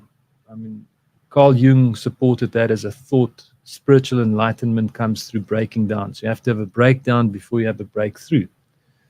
And those breakdowns often have to be severe, either through a near death of someone or So what happened to you with that breakdown? Bankruptcy. Really? Yeah. Bankruptcy, very, very important relationship with my wife starting to fall apart. Health. It's like a culmination of a lot of stuff. Jeez. But the trigger was losing half the business overnight. The idea of purpose to me, and Gareth just said it, but we only human. No, we're not. We are human beings. So there's two sides to all of us. There's a human side, the vessel, and the brain, the cognitive thinking. And then there's the spiritual side to all of us, which is called the being. It's the Mhm. human being. Mhm. Whoever called us that, they were aware that there's these two sides. And one resides here, and it's almost just as an illustration, it's probably everything's everywhere. Sure. And the other one resides down here. So the human is given a name, Gareth, Pepe, Mhm. birth name mostly by parents, which hasn't got much meaning. Vernacular names have got very beautiful meanings, Right. but I've even found that that's not always exactly the name as your spiritual name. So every single person are born with a spiritual name, a Mhm. being name. We're just not aware of it. And Who that- gives that to you? Where does it come from? Well, that's what I'm trying to figure out. And if once I die eventually, I hope it's a long time from today, I hope there's some sort of a body that interviews us as we come in wherever we're going that kind of explains what the hell's going on, because we don't know.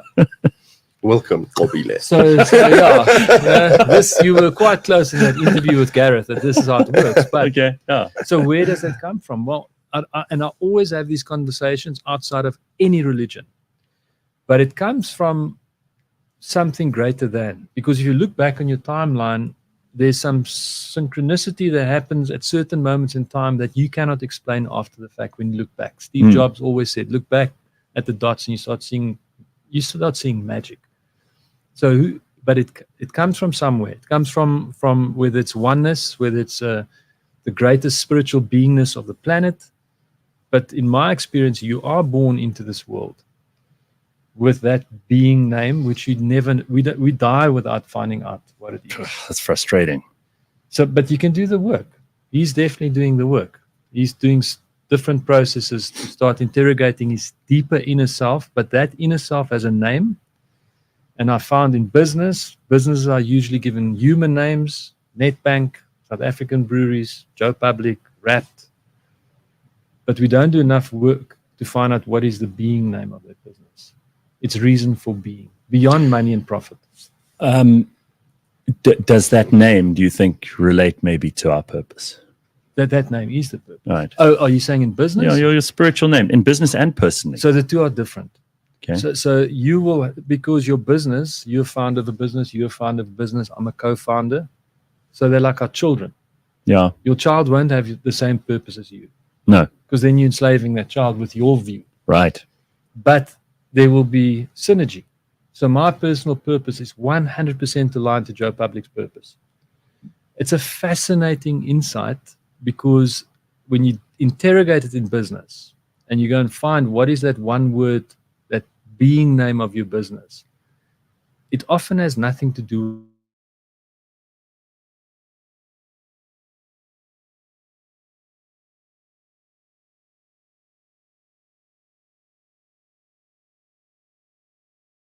I mean, you've done incredible things, and Joe Public is well known for the amazing work, the clients, the stuff that you guys have done. But this may be like a next evolution and perhaps an even higher purpose. You put together this incredible thing with people like Benjamin and Rosamund Zander, Peter Block. These are big names, and you've already taken in 18 leaders for the first intake for April 2023. They graduated in February of this year. Yeah. Who are these people? What's the course? What's the idea? So I did a side hustle. I became a doctor along the way.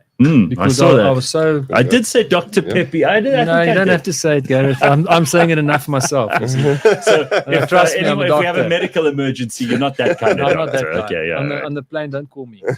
I'll start working with you to try and figure out what's your purpose. But I was very interested through our journey. So Joe Public, through bankruptcy, we worked on defining the purpose of the business because we realized being in business to make money led to bankruptcy.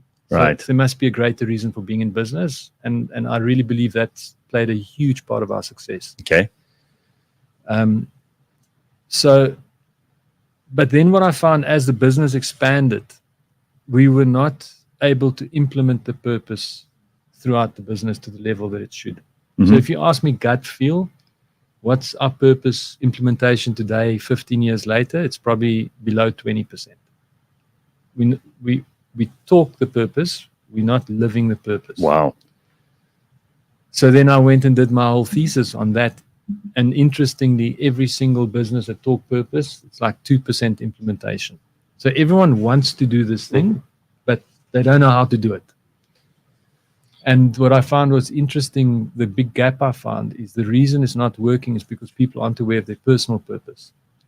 So they can't implement purpose in a business because they don't understand how it works not at a cognitive level, more at a deeper level, a deeper understanding. So the intention of this journey that we designed is to help people become more open and understanding of their own personal purpose, so that we can implement the purpose of the business at a deeper level. Where do you get these ideas, and where do you find inspiration, and what do you refer to when you're trying to align yourself to because we all get lost as well, right?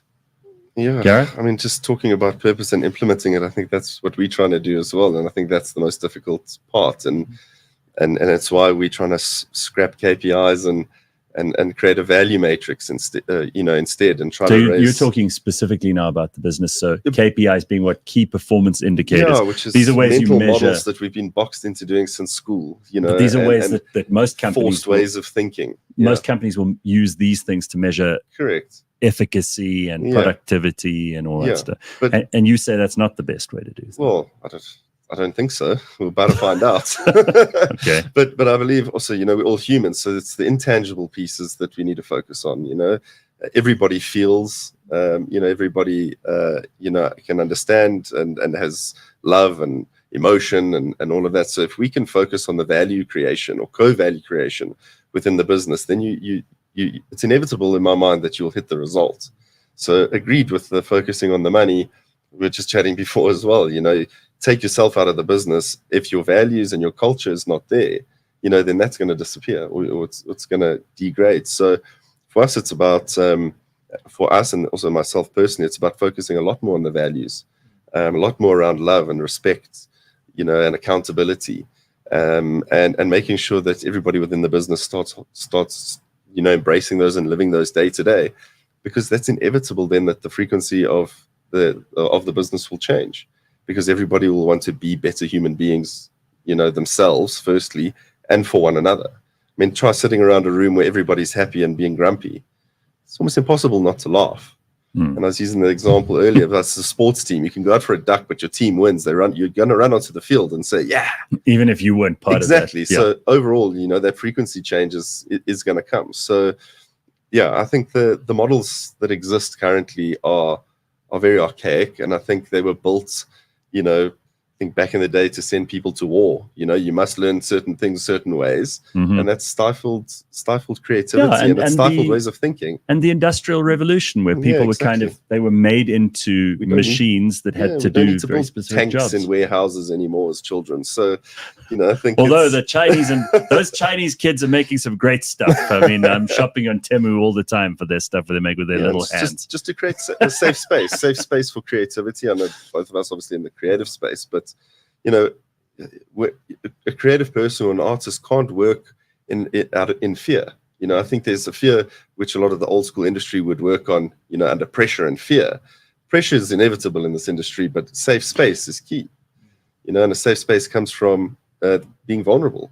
So that's a good point that you raised there, and obviously both of you being in advertising, which is a very, very fluid business. I mean, it's constantly changing. You're also dealing with different clients all the time from different sectors. You've got people who are in finance, you've got people who are in retail, you've got people who are in telecommunications. I mean, your clients are also sometimes your teachers, right? And having dealt with and met with captains of industry from so many different places, that also has to help you inform yourself about what kind of leadership you want to demonstrate. Sure, I think that's one of the biggest blessings of our creative industry. I always say, so even for my thesis, I could pull on the top CEOs in this country. Yeah. I mean, that must have impressed the hell out of my supervisor was super impressed. He was like, how did he get that? You're like, well, I deal with them every day. We talk to them. Advertising, we literally, that is the biggest gift, and we see the belly of the businesses we deal with.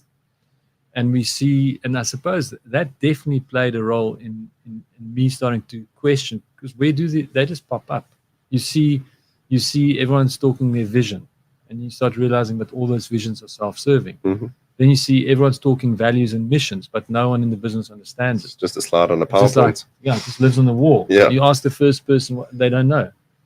So then I become interested in, okay, but if these things have value, how do you make people understand it? And be in communication, which is also why this idea that the purpose of the business, or even on a personal level, the purpose starts with one word, is fascinating, because from a communication point of view, there's only 2 brands in the world that I found, maybe 3, 2 South African, 1 international, that people will go, if you had to research it, they'll go, yeah, that's the word that brand stands for. That's very powerful. Which brands? Give them some Volvo. credit. Okay, safety. There we go. Yeah. You go and do, I haven't done to check the data on that. Cool. The other one, Woolworths. Quality. Okay. So last year, I'm doing all right. So far, 2 out of 2. There we go. 1,500 sample size. Yeah. 73% of the 1,500 people, which is 1,100 whatever. My second guess would have been expensive. But that's not fair. But how interesting is this? But so Woolworths, 73% of consumers, out of 1,500 samples said quality. Yeah. If you look back at what was called the mission statement, which to me is today more the purpose statement, of Sonnenberg in 1930, wherever, 34, when he founded Woolworths, he said to give consumers quality product at affordable prices. Okay.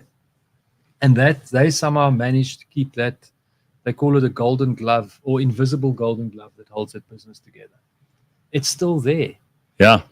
But that's a very powerful demonstration. What's the third one, by the way? Because people are going to be I was asking. chatting to one of my very, very dear clients from SA Breweries, and he was saying, yeah, but Carling Black Label's champion.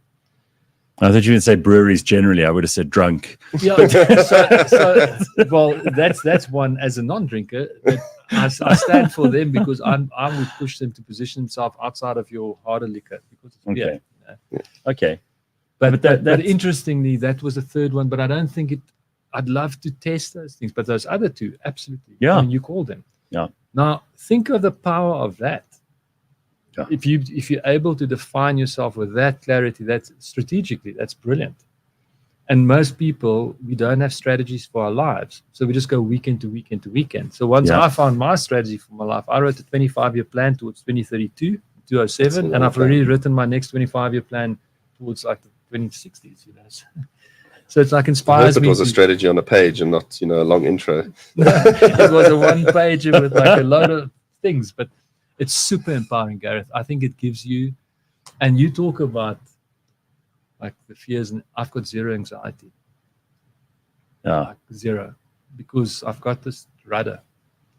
So, and that's, I'm very, very grateful for. What about these very cynical people? And there's some of them in the comments. I love you guys, but there are going to be some who say, oh, but it's all good and well for people who've already done what you guys have done. And especially in your case, Pepe, with an experience over decades now in a business which you've kind of won at. People would say in some ways. No. But I mean, this is what people are saying. Yeah. I don't agree. So I'll give you the truth. You've already been humble enough to say that you're always evolving and learning. Yeah. I don't think they heard that, but it's how people say, for example, oh well, you'll always hear from rich people. It's not about the money. You'll always hear from beautiful people. It's not because I'm beautiful. You'll always hear from very, very smart people. It's not because I'm smart. Yeah. That is how it can sound sometimes. That's completely acceptable that it is like that, because people forget that it might take 17 years to become an overnight success. So it's very easy to look at you now. Fucked on the way to get there. They don't know that at all. Yeah. But I'm very proud of the fact, not proud, but I'm very grateful for the fact that I grew up in the home of a teacher who was a single mother. So I did not grow up in a shack. And I know my white privilege and my male privilege. I'm very clear on it. But we were fed by the church. I started working at the age of 11 for income. I subsidized my mother's salary to feed us. So I know where I come from. Then growing this business, we went bankrupt. I had to sell all our furniture. I had to sell my car to feed my family. You've done similar things. These are the things people are not aware of. When I found this way of being, I didn't have 2 pennies to rub together. I couldn't fly from Joburg to Cape Town to my sister's 30th birthday, and I couldn't tell her that because I was too embarrassed. Because they were going like, no, I'm just too busy. They were like, it's my big birthday. These are the things people don't know about. But I found this way of being in bankruptcy, not when I had money. And this way of being is what made me achieve a certain level of wealth.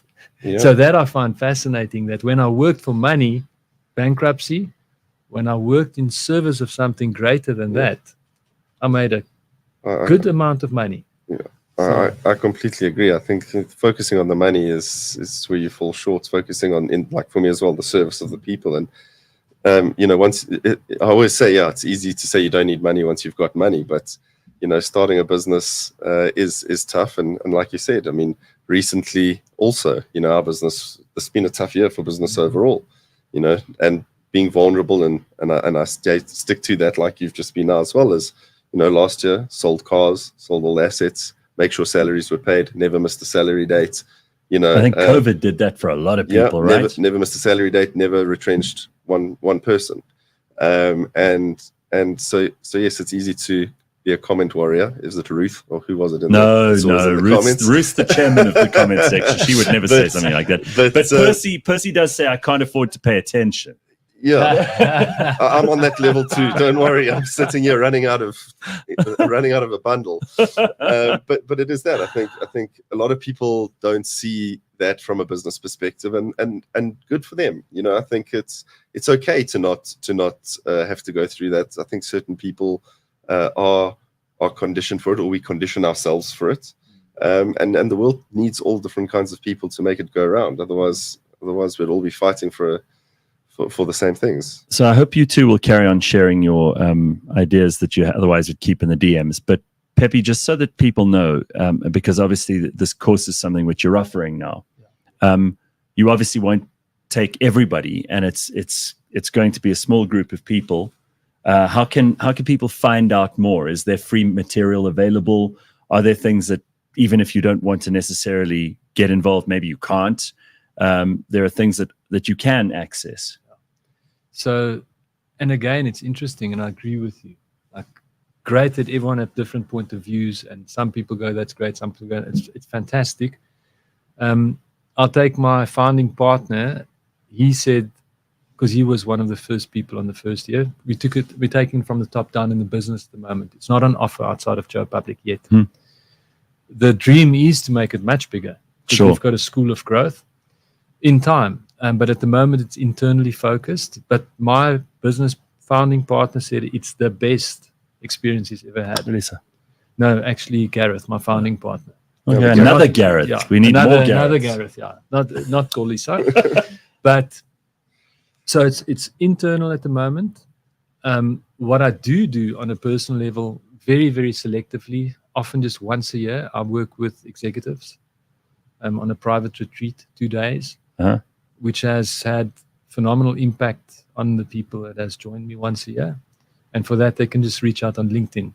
But this is fundamentally the new way of leading business. It's not gaining traction. It's 10 years old, and there's only a bit of understanding now, 10 years later. 14 years later? Time's flying. And again, it's choice. We can do things the normal way, or we can find a new way. Yeah, choice. Everything's your choice. Yeah, but I think that's the big thing as well. It's a massive mental model shift for leaders. To come. I guess I'm young, so haven't worked many places, so I'm coming in fresh, not scarred from big organizations and agencies. But I think that is the big thing. It's being able to say we're going to try something new, try something different, and being called weird along the way. But I truly believe that this is the way forward. Conscious leadership, being vulnerable, not knowing it all, and creating a space for the talent to be the best that they can be. Yeah, I love it too. And I also love the fact that you both brought up choice, because there's so many people I know who have chosen to make their life hard and unhappy, and they don't want to learn, and they want to blame everything else that's going on around them, and they don't want to look at what available free information there is that can be implemented immediately. If you choose to be unhappy, like, that's on you. And I have no sympathy.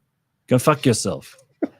Sorry, On no, that point. wasn't very conscious leadership. They're both very disappointed. All right, there we I'm are. That's all. laughing. I'm afraid that's all we got time for this morning, though. But I want to thank you both for being on the show. Also, thank you to the people who joined us earlier to talk about from serial killers to conscious leadership. I love it. We've really covered the gamut today, and we will be back next Monday because Friday is a public holiday. So happy Women's Day to all the women in South Africa, and especially those who've made sacrifices over the years, because God knows we're a nation that is hugely dependent, whether we admit it or not, on strong women.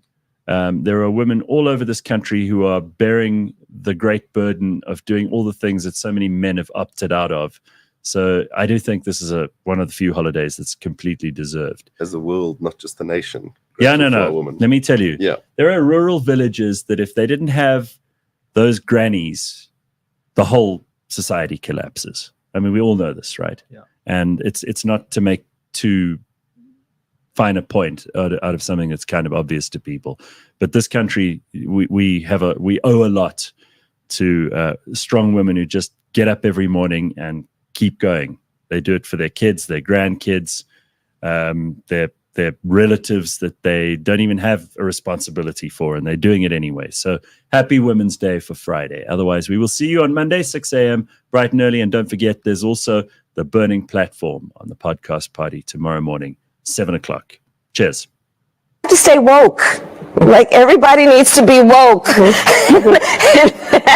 And you can talk about if you're the wokest.